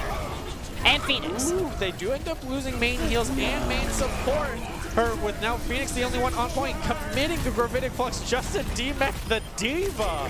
Everest just throwing members on cart. It's 2-3, 1-3 after all those eliminations. That should be Tornadoes winning Hollywood, and there it is. Absolutely not. I said, I think the Everest have this, and then immediately after that, they fell apart. No, I think the biggest thing there was, I was like, I think they have this, and then they lost all target focus. They didn't get the elimination on Sigma. They didn't get the elimination on Tracer. They didn't get the elimination on the Zen. They was just chilling around on the outskirts of point, and they fell apart because of that, and everybody else had time to get there. Yeah, and personally, I still question the attack torp that they just never gave up. Like, yeah, you used the molten core and got no value from it because you either didn't push the high ground and he was by himself, which is how he got eliminated by Mapsy, and his turret was not a big enough threat. They didn't have any aerial for the turret to really gain the value we normally see it. So some questionable decisions on the team comp on the side of the Everest. So Tornadoes are going to take it, which means they're headed to match point for that matter. And possibly final map for Tornadoes will be Busan, the return of control. I think ALW, I don't think the ball is going to get them the value that they need on Busan. Well, okay, I think it depends on the point. Because if it's on Mecha Base, I think your ball is really going to struggle because Mecha Base is a brawl map, and it is really hard to run ball into a brawl. That is no BM. Again, I cannot state it enough. This is no BM against the way ALW plays ball. There are just certain comps that you can't run a ball into, or a tracer for that matter, and that's what they forced last time. Yeah, maybe he's just trying to get as much ball play as he can because ball has been banned from the Overwatch 2 beta, having broken it with his grapple hook of late, but unable to tell as we're heading into the fourth and possibly final match of our grand finals. Tornadoes really coming away. Hey, this is only a best of 5, so heading into map 4, Tornadoes are looking to close things out and take their next grand finals champion. They were able to do it in the Overwatch 2 custom servers, but can they do it here in Overwatch 1? They're looking to close out, and I do favor their team comp so far. I think the Tornadoes, this is one of the maps that you can run ball on. I was talking about how Mecha Base would be hard. This is not Mecha Base. I mean, obviously, this is Shrine, and it's ball is definitely a hero that you can run here just because it's open. Yeah, but Tornadoes getting first pick onto Triplet is a huge +1 for their fight, and already ALW having to retreat so far that just leaving his team without a main tank in the fight, trying to cause a little bit of chaos. But after losing KJ, Everest are down 2, down 3, down 4, they're out. That initial first pick onto the Zenyatta, I think, sent the Everest spiraling because they weren't able to get any picks on the Tornadoes. The Tornadoes knew that they wanted to hard engage, but didn't let them because they knew that they were down 1 and knew that that was their time to push. I think the Sigma paired with the Ball is good for both of these teams because Sigma has point presence that Ball usually doesn't have. Like, Ball is usually off doing his own thing, and so I think the Sigma really provides that anchor for the team to run around as we see. Looks like this next engagement's going to happen left. Yeah, Everest playing a little bit tighter together as we have not seen them do as much as they should, but with so much poke coming up from the Tornadoes, and sadly the Rockets hitting that post is sad loss for Bonesaw as he's rotating through the rear, getting a ton of value, able to take down Avian, but it does end up costing 4 members of the Tornadoes with Bonesaw just being pocketed by this Mercy. He is gonna have to go for the retreat here. I think Bonesaw got individual value on the flank, but because that Soldier 76 left the Everests, KJ was able to go in on the rest of their team because the Soldier couldn't just one-shot Helix them. Also on top, he had not Doofus behind him the whole time, so that's one less support you have to help your backline. So Tornadoes playing very split. Once again, cost them dearly. Could be a communication issue on their side. But with a great hack onto Mapsy, that's huge +1 for the Everest. Even denying the Pulse Bomb. Now the mines coming out from ALW was probably a bit of an overcommitment as both he and KJ get eliminated. So the Everest are going to try to stay in this fight with both support ultimates coming out.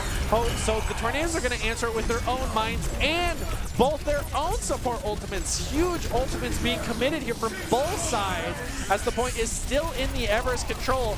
It still will go in the side of the Tornadoes out of there now, +4 from the Visor coming out from Bonesaw. I think either the Transcendence or the Brig ultimate would have helped sustain through that Soldier ultimate. You talked about an overcommit, and there is really no bigger overcommit than Transcendence Rally, just right next to each other. I think support communication fell apart in that moment, and that's unfortunate, but still, this is an even fight. They can still take this back. Yeah, gonna end up trading 1 for 1. Just kidding, 1 for 2 as Mapsy even commits the Pulse Bomb to get the elimination onto Chama's Fum after losing Panda Squad. Everest are gonna have to play much slower here because that EMP is a game changer if they can have a solid team push and not lose a member in rotations. I think Bonesaw has been getting phenomenal value on these flanks, with the exception of the first one that they did. Other than that, they've forced the Everest to respond, and the Everest are really getting caught off guard because they never know where the soldier's going to come from. Big pick onto Gambler, onto that Zenyatta should send Tornadoes a little bit into defensive mode, especially now with Panda Squad able to get the elimination against Mapsy +2 in this fight, and the EMP coming out able to land onto 2 members should be the point for the Everest. A great team fight for them. And it looks like Bonesaw is just going to... No, they're going to take the health pack. That's just a little bit more ult charge for them at this point. I don't think Bonesaw is going to get out of this as we full reset. I would like to see maybe... the Mercy swapped over the Brig. That was what I was going to highlight there. I think that Mercy is not getting a ton of value damage boosting Bonesaw and not getting a ton of value anywhere else either, just because Bonesaw typically doesn't play with the team. Yeah, so now with Phoenix actually being the first one eliminated, ALW is going to capitalize and eliminate Bonesaw. The Gravitic Flex coming out from Panda doesn't get the value that they wanted. And Everest with the same communication issue of both support ultimates at the same time. And even Gambler just getting knocked off the edge means the Everest hold on to this point could be the end if the Tornadoes don't recontest in time, and finally they recognize that they need to be on the point. But with the double hack coming out from Panda Squad, might be the fight over as they're able to eliminate Phoenix. Panda Squad will be the cost for it, but no main tank. Everest are even in this fight. Now +1 with the elimination coming out onto Bonesaw. That's huge pressure eliminated that the Tornadoes were relying on. Now it's only the remaining of not Doomfist of that Brig trying to hold part, brings out both the Transcendence to keep his teammates alive and allows time for Phoenix to come back, but Mapsy will be able to capitalize on that and eliminate Triplet. Now Everest down one, make sure to get the refrags and take down both the Wrecking Ball and the Zenyatta, and we'll be able to take control. That EMP kind of like forced the members of the Tornadoes off the point, which once again, they just left the point. I mean, there's not a ton you can do if you're EMP'd and against a full 6 and are a squishy, but it is much more honorable to die on the point and say, at least I tried, rather than just back off and leave it 99 to 99 and give up the fight. On Downtown, it doesn't look like anybody's trying to play the Widowmaker game, which is actually something that's pretty big on Downtown and we've seen get some huge value, but both teams have the Sombra. Monkey gives his team more overall support than the Ball does as ALW, but Ball can cause more disruption. Yeah, so as the team fight begins, you can already hear a lot of exchange coming out from ALW trying to get as much poke as he can. They're probably looking to pick off Gambler very early on, or at least not Doomfist. Eliminating those supports can give them such an edge. But Tornadoes have a lot of sustain from Bonesaw, as already Triplet and Avian. That's no supports for the Everest. That's the end of their push with a huge play coming out from the tanks of the Tornadoes. The Everest got on the point first, but then immediately after that, the Tornadoes went in on them as a full 6, and that's what we want to see from the Tornadoes. The Tornadoes have been doing a lot of things individually, but I feel like that fight, they really collapsed as a team, and it ended up winning them the fight. The interesting pick, I think, is the Reaper. I think against this comp, that is a very boom or bust pick, because, right, if the Ball gets in your face, or if the Sigma gets in your face, Reaper's gonna get huge value there. But if the Ball just stays out of your range, you're effectively useless. Or he just goes for the flank and gets the elimination of the Triplet, which means the Everest are already having to reset. They do at least get the pick on the Gambler, but they immediately lose their other support and secondary tank, which means Tornadoes will maintain the point. ALW is doing He got it from the behind! He's doing good disruption on the Ball, and we see ALW and KJ are the ones that ended up flipping this. ALW and KJ are on one page, and then everybody else for the Everest is on the other. And I think if those two separate playstyles came together, I think the Everest would be doing much better. KJ even getting his pulse bomb eaten and Boneside, able to at least pick up one, trading out his Death Blossom for the Brig, which is not great value, but KJ finally playing with his team is able to get a triple. That should be the point for the Everest, but the Tornadoes answer with a huge 3-man EMP. but the Everest are still able to cap the point as they made the rotation. Mapsy is able to pick up a double as ALW trades out. Oh, taking down now Doofus, KJ taking down Ando, now Phoenix. It's just back and forth, but the Everest are currently down 2 members, just trying to throw their bodies on the cart, trying to at least get even percentage. Now the Primal Rage Monkey coming out. Panda Squad might be looking to EMP here, but with the reset like that, they're going to have to save it for next fight. I'm not going to lie, Mapsy, I did not think that you could do it. Your team was down 3, and then you popped EMP, and then proceeded to get the triple kill yourself, and just kept hacking members onto point. And I think Mapsy is a big reason why the Tornadoes were able to flip that point. But KJ and ALW, in particular, really stalled it out for a long time. The Everest not really having that target prioritization and able to collapse on what they need. Able to get the card back. But once again, the rest of their backline gets taken down by Phoenix. Everest just playing so split here has costed them multiple team fights. Yes, you get percentage on point, but you're just throwing your bodies at this point because your whole back line's dead. I think ALW and KJ, they're getting value by flipping the point and forcing the Tornadoes to respond to them. But I don't actually think that's the value they need to be getting right now. I think they need to play with their team.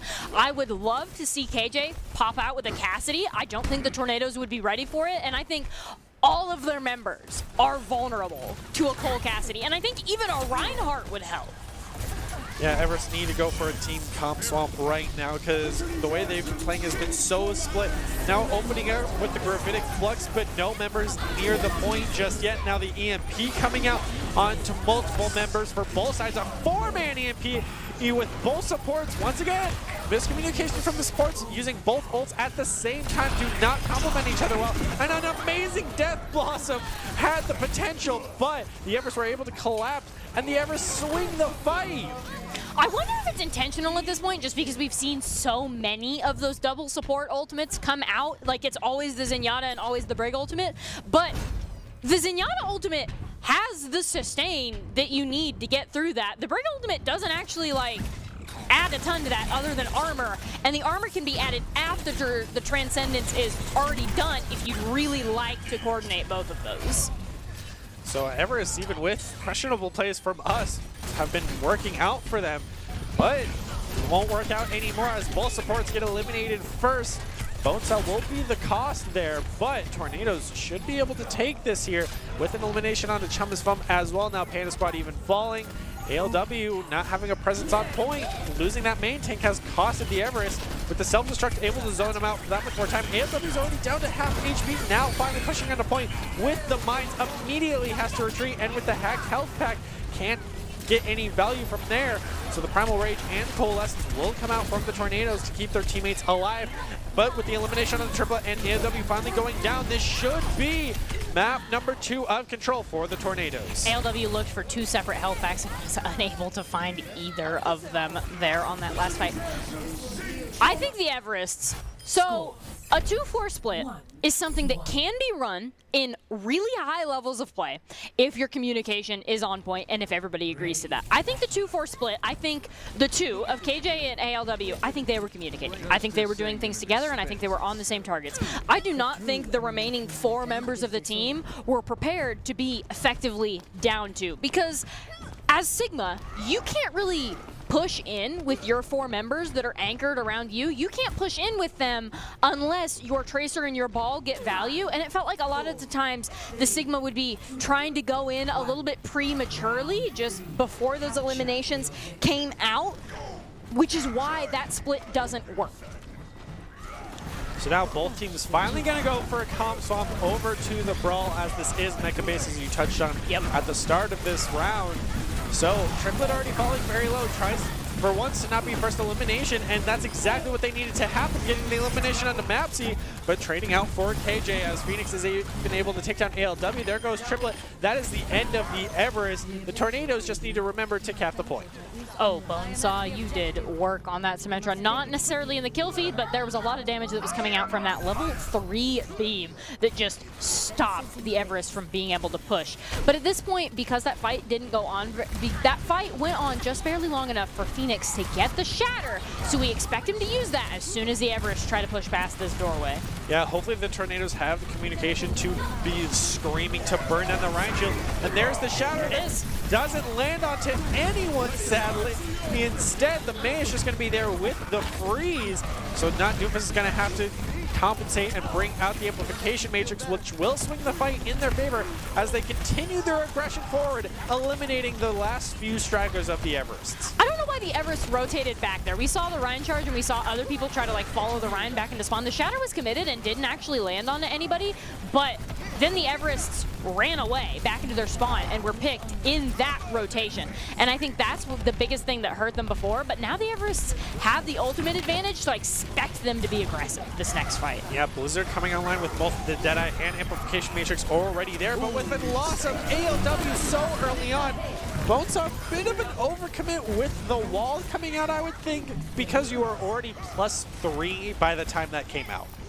Did it right in the face of the Deadeye too, so I actually don't think it's an overcommit. I think it was just risky because he could have popped that Deadeye at any point and just immediately like stopped Bonesaw from existing. But Bonesaw was luckily able to get the wall off so the Deadeye didn't get value. But wall is a really risky ultimate to use responsibly. However, Blizzard going in for the Tornadoes, I expect them to do it either in this room or right as the Everest push out. Yeah, great wall and Amplification Matrix from the Tornadoes, but with the self-destruct and the Blizzard coming out, that's big, denying the push from the Everest, already losing both DPS to it as well. Well, Everest just playing so split as the 1v1 between the May and the Baptiste will go the way of Mapsia as Gambler fighting on point is able to get the elimination on the ALW because tanks just kept pushing. They left their whole team behind. And I do not actually think that the Everest will be able to flip this, even as they have 4 members in fight against the 4 members of the Tornadoes here, just because the Tornadoes have the more advantageous brawl comp, and the Everests don't have, actually no, their Monkey has rejoined the fight. But losing triple like that, and now both supports out of the fight, Everest should lose it here, which means the Tornadoes will be the crowning Grand Finals champions. They were able to do it in Overwatch 2. Now they're able to do it in Overwatch 1. They had a rough start, but they brought it back after some communication issues for sure, but they brought it back.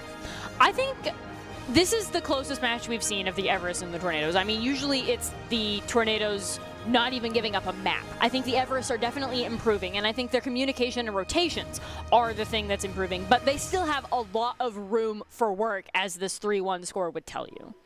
Well, if you want to be seen by expert college recruiters, talk directly to esports industry insiders like pro athletes, team general managers, and game producers, then join the club. Esports Tower players get insider access to industry insights with our featured rumbles. Recruiters are taking notice too. It's a great way to score exposure if you're looking to start your path to pro or land a collegiate scholarship.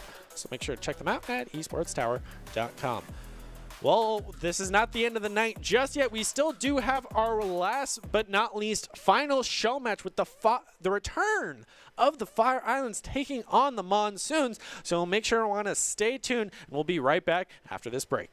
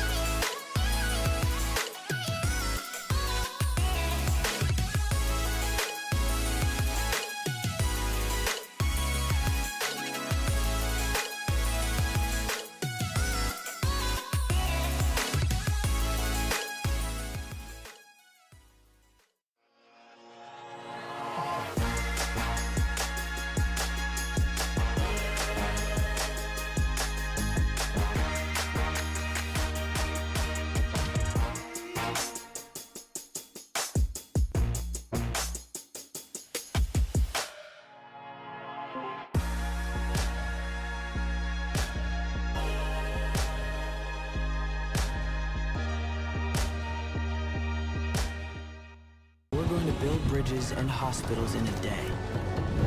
We're going to save families from disaster and feed those left in the cold. We invite you to join us. The next greatest generation is now. Growing up in Idaho, we have certain rules we live by. First rule, camouflage never goes out of style. And always buckle up. Seatbelts save lives. That's a rule we can all live by.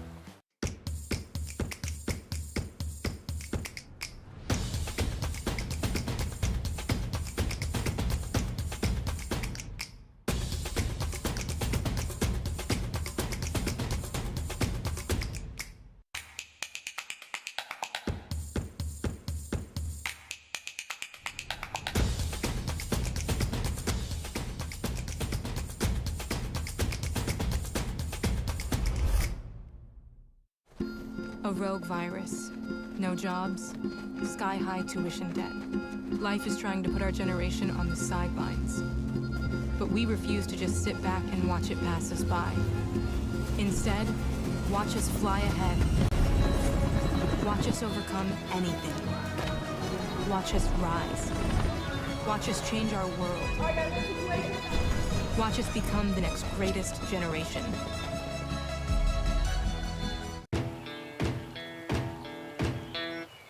Growing up in Riggins, we have certain rules we live by.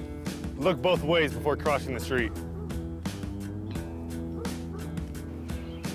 Fishing stories get better the more you tell them. Small town life makes your life anything but small. Never work alone when you go hunting. And always buckle up. Seatbelts save lives. That's a rule we can all live by.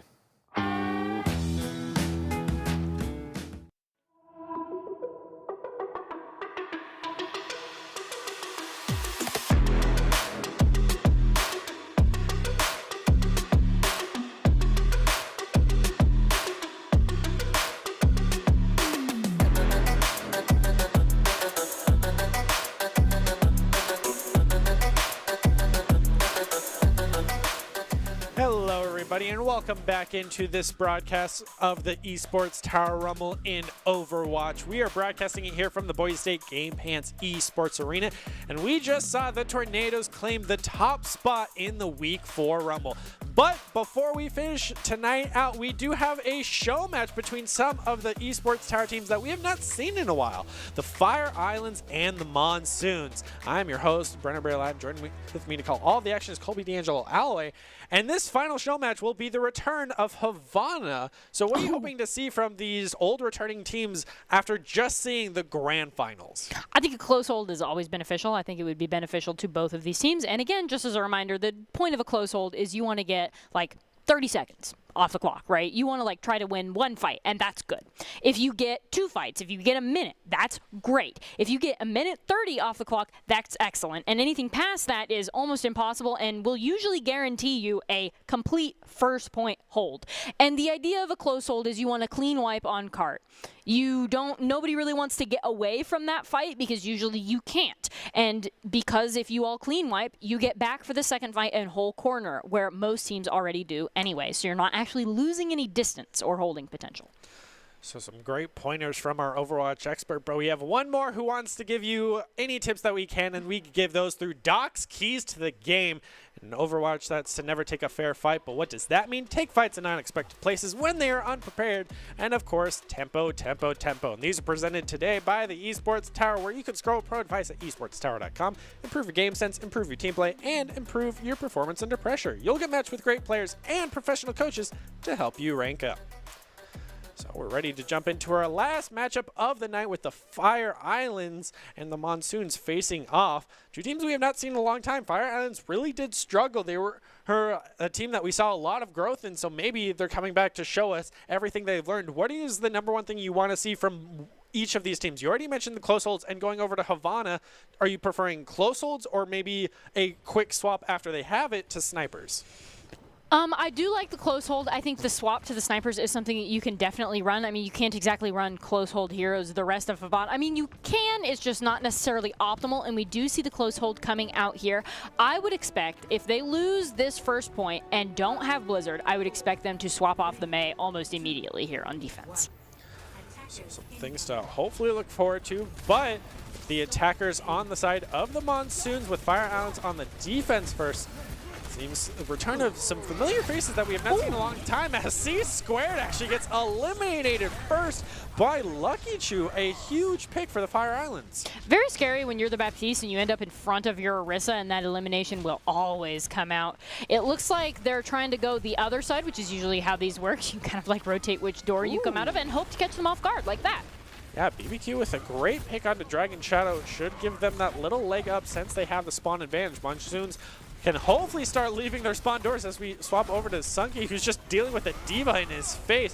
Trying to get that pick onto the Lucio at the back, but Law with a great roll is going to be able to land that nice clean headshot onto Sunky and show him how it's done to deny that line of sight. So now Fire Islands looking to set up with this Deadeye, and immediately as soon as I say it comes out, only going to be able to land onto the Sigma, focused out on that Immortality field, and now a great shatter landing onto 3 members. Fire Islands are going to be able to capitalize, taking down both tanks. Will be the cost of Lucky Chew with that amplification matrix used as well. Monsoons can come back in this fight much quicker. Fire Islands don't have a tank. And they have to play a little bit less aggressive because of that. They don't have the protection in the middle of the fight that they would usually have with that Reinhardt. So you can see them falling back to cart as soon as the members of the Monsoons come in to try to take this fight. Yeah, Monsoon's also playing very split, only having the 1 DPS behind, whereas we saw the Cole Cassidy on the far left. Finally, Sunky's able to get that revenge onto Halal. Expect this 1v1 to be consistent throughout this matchup between those 2 players, but Monsoon's having 5 ultimates built up. Haven't needed them yet, but I expect them to be used for this coming T-fight as 3 members of the Fire Islands get split up. There it is. There's that ultimate, just like you were talking about. The Dragon Strike is going to come out and get that first elimination, and Sungy's following it up. Yeah, no tanks, no May to remain. The cost of the Fire Islands with a bit of miscommunication, they went charging in and left the remaining of the Cole Cassidy, the Baptiste, and the Lucio behind, which means the Monsoons might be able to get this last point if Fire Islands can regroup and recontest. They just have to deal with both the Deadeye, the Amplification Matrix, and the Gravitic Flux. If we go into fight here, that is fight starting opener with the Blizzard. Yeah, able to deny the Amplification Matrix, but it will end up costing them BBQ and Waffle. So Monsoon's going to have to reset after losing 4 members.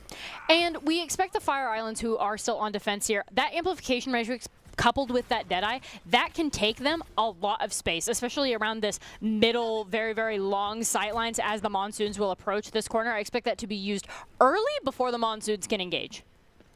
Yeah. What are they doing? They're sneaking. I mean, as long as they're not scouted out. Seems like they haven't been either, really, but they're going to... Oh, they almost backdoored the checkpoint, so Fire Islands have to scramble to get back in time as Nox on that Moira almost were able to get the checkpoint in time with only 45 seconds remaining and a huge self-destruct coming out from Radius Boss onto C Squared. No supports remaining, even DPS and tank goes down. Oh, that's a team wipe for the Fire Islands. And because they did that sneaky whatever that was, the Amplification Matrix Deadeye combo wasn't able to come out just straight down main, so I expect Deadeye to be used maybe... It looks like he wants to do something cheeky with it right now. That's what that positioning tells me in the closet. I'm surprised he hasn't gone for the high ground at least to have that little bit of advantage. Gets a little bit of poke onto Waffle, but it's going to be the battle of the Deadeye. Ooh! Sunky denies the Deadeye play, and a huge Gravitic Flux is going to come out for the Monsoons, which forces out the sound barrier from Delirious to keep his teammates alive. And it's a brawl on cart after losing main tank. Fire Islands having to play a little bit further back, able to take down main heals, but now that's no tanks for the Fire Islands. This should be the Monsoons fight after committing that supercharger to get the eliminations. That should be the checkpoint. And I think the Fire Islands really didn't hold their corner. I think they were down 1, and that caused them to back up almost too far, even being down 1, and they gave up a lot of space that they didn't necessarily have to. You need to give up a little bit, but you're still Reinhardt walking into Orisa Sigma. You didn't have to back out that far. Yeah, and he even has the Shatter online as well to utilize with a great send going on to the Cole Cassidy. Lucky Chew able to pick that up. Quickly followed by Lol, taking down on secondary tank. Now main heals down, no tanks remaining. Fire Islands hold them at the door. I'm glad Lucky Shoe didn't commit the chatter because obviously they didn't need it to win that fight. But I saw them all lined up there, and I saw that Orisa, and I was like, he's going to shatter, and it's going to be big. And then he didn't. Demonstrated much more patience than I have. Yeah, just proof of how much the Fire Islands team has grown. Last time we saw them were all the way in the Winter Rumble, and they've improved immensely, taking on the Monsoons, who've had they came out the gates very strong early on, but have had an issue so far going up against Fire Islands, it seems. I think Lal was way too aggressive there. He didn't have the help he needed, especially going against that Hanzo. He's going to get you out every time. His ultimates are committed to engage this fight.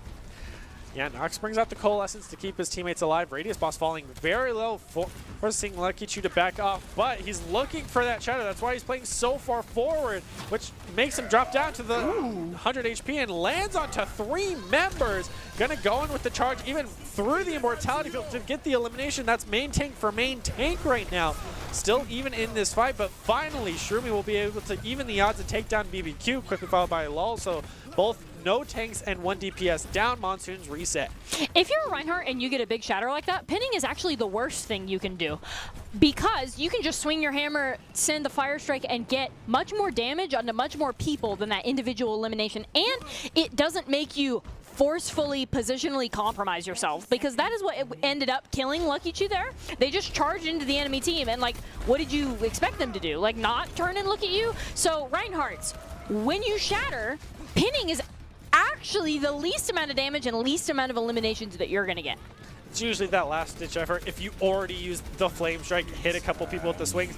But Lul with actually the backdoor Deadeye gets a ton of damage in, but does not secure any elimination. So instead, Shroomy's going to pick that up for him, taking out DPS. Now, no DPS remaining, with Radius Boss finishing it off with a great 2-man self-destruct. With main heals going down, tanks going down, that should be round 1 for the Fire Islands with a pretty strong hold in point 2.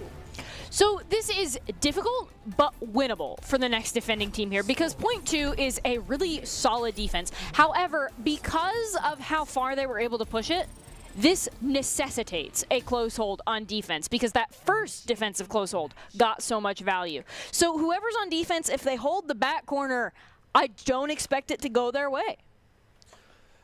So Fire Islands, in a last-ditch effort, going to have to play some amazing attack. So do you think Monsoons go for close hold or play a bit further back, having already seen them run that Orisa Sigma? I think the Monsoons need to close hold here. I mean, like I just said, that back corner, you're just giving up so much free space, and because of the phenomenal close hold that happened before that, it necessitates they do the same thing, because they didn't even get to the midway point of point 2, right? So you need as many holds as you can possibly get in a relatively short distance.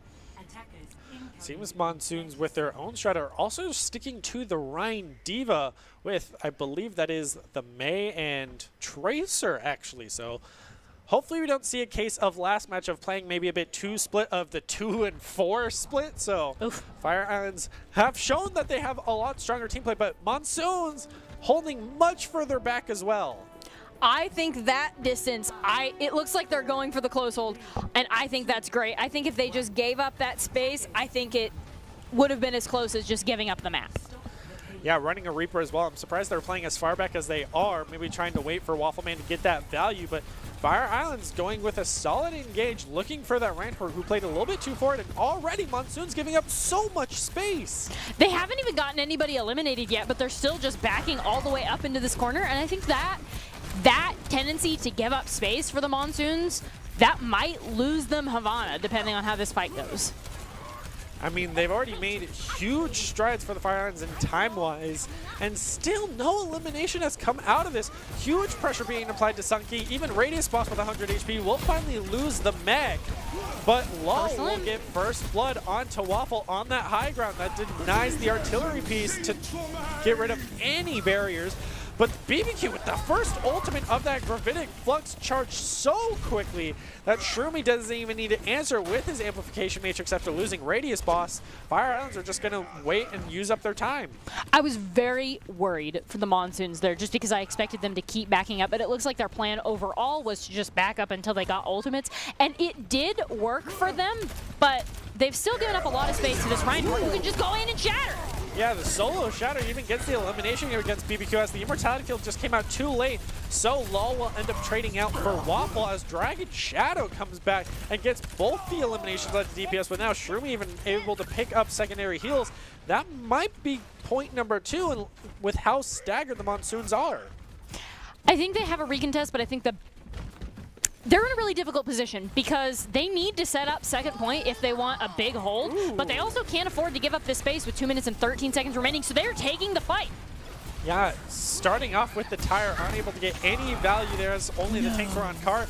So both DPS will be able to pick up the Junkrat and the Rhine as the Death Blossom comes out, but once again, doesn't land on anybody. Fire Island's playing very tightly, able to just deny anything the Monsoons throw at them, and that's the checkpoint. And because the Monsoons lost that fight, they're going to have difficulty setting up second point. The Fire Islands want to push now to stop the Monsoons from setting up, because if they stop the Monsoons from setting up, they easy win the map. Yeah, and even with the ultimate advantage in the Monsoons' favor, they need to try to regroup, but look how much space the Fire Islands are taking right now. So the Pulse Bomb did come out from LOL, landing onto BBQ, but did not have the DPS to secure the elimination. Sunky even teleporting right in their face, gets eliminated promptly, as he should. That was a very ballsy play coming out from the Reaper, and Monsoons, being down a member, are running out of time. I think the Fire Islands know how to take space and the Monsoons don't. And this next fight is the Monsoons' last-ditch effort to win this best-of-1 show match there. There's a good pick onto LOL with Waffleman only having about 1 HP remaining as the Gravitic Flux comes out from BBQ for the second time, but no one's there to follow it up as finally Shadow Soul goes right underneath for the Shatter and gets blizzard and frozen. And as well as the sound barrier to try to keep him alive in the amplification matrix. Monsoons threw everything they had, but Sunky was not there in time. And as he was one of the last eliminations, that should be the best-of-1 show match for the Fire Islands. So I see the logic in giving them space until you can charge your ultimates and win the fight, but you can't do that. I mean, we just saw they took that with about 2 minutes remaining because the Monsoons gave up too much space and didn't get that time stall. Yeah, so Fire Islands having really grown as a team. That was probably their best showing we've ever seen from that. And Monsoons still have a lot to learn, but had good moments for sure. Able to win a couple of team fights, so good showing from both sides. Final thoughts? I think my final thoughts, I think the Monsoons were doing everything together. So like when they gave up space, they all rotated together and backed up. And I think that shows very good team coordination. I just think the person who made that call, I think it was the wrong thing to do altogether. But I will say that's typically better than doing the wrong thing separately. So with a ton of Overwatch being played, a best of 3, best of 5, now a best of 1, who is your go-to for player of the game? Because we've seen a lot of highlighted players, notably ALW, Bonesaw, even Phoenix Wrong being the front line for the Tornadoes. So I think Bonesaw is always the safe bet, so they always deserve at least mentioning in these player of the game discussions just because it makes a lot of sense. I would specifically like to highlight KJ because even though they didn't swap to anything other than the Tracer, they got a lot of Tracer value, and they were always there with their ball. And while I don't think that 4-2 split was always the most beneficial thing for the team, I think KJ was definitely doing the best they could to help their other flanker in that split. Yeah, so we'll have to wait and see who the player of the game might be as we take a moment to... Also, I'd like to highlight both of the support players for the Tornadoes. It was Gambler really struggled at the beginning, but once he got onto the Zenyatta, performed better, as we saw on the Rialto match of he was holding the high ground. The Brig was by herself and managed to stay alive, but that was also an issue of the Everest not pushing her, so... They had each of their moments, but also, of course, not Doomfist has always been a highlighted member. On the side of the Everest, their supports were okay. They didn't really shine as great as the Tornadoes, even though the Tornadoes did come out with the win. I mean, the Everest still put up a fight, especially against in that first best of 3 where they had such a commanding lead. So I would almost want to give it to ALW as well, just because you mentioned KJ, but it was the Wombo Combo team, so it could really go to either player of that. But ALW, I think would get it if he had swapped off the ball sooner.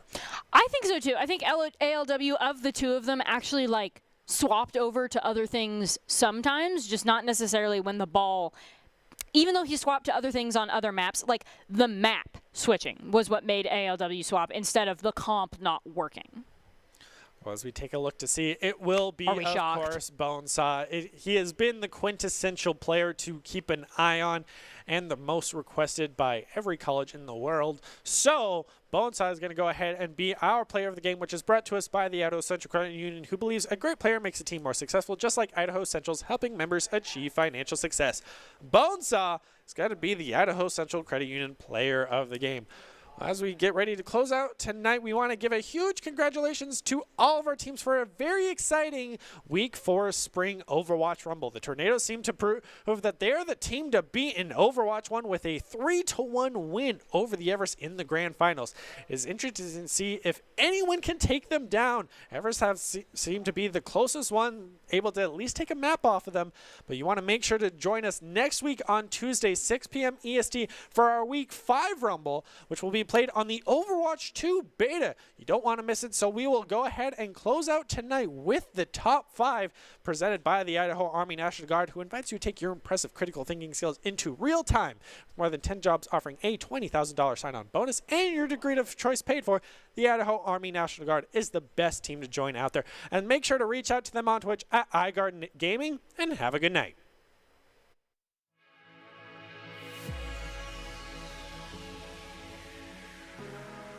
But they lose it as quickly as she uses it.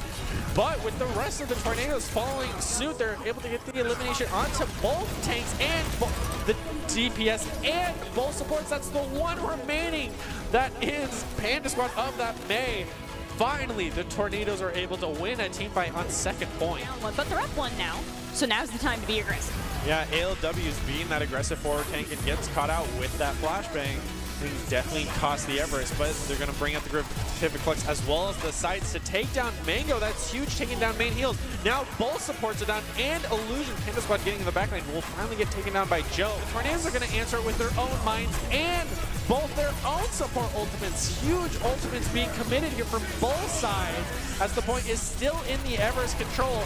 It still will go in the side of the Tornadoes out there now, +4 from the visor coming out from Bonesaw.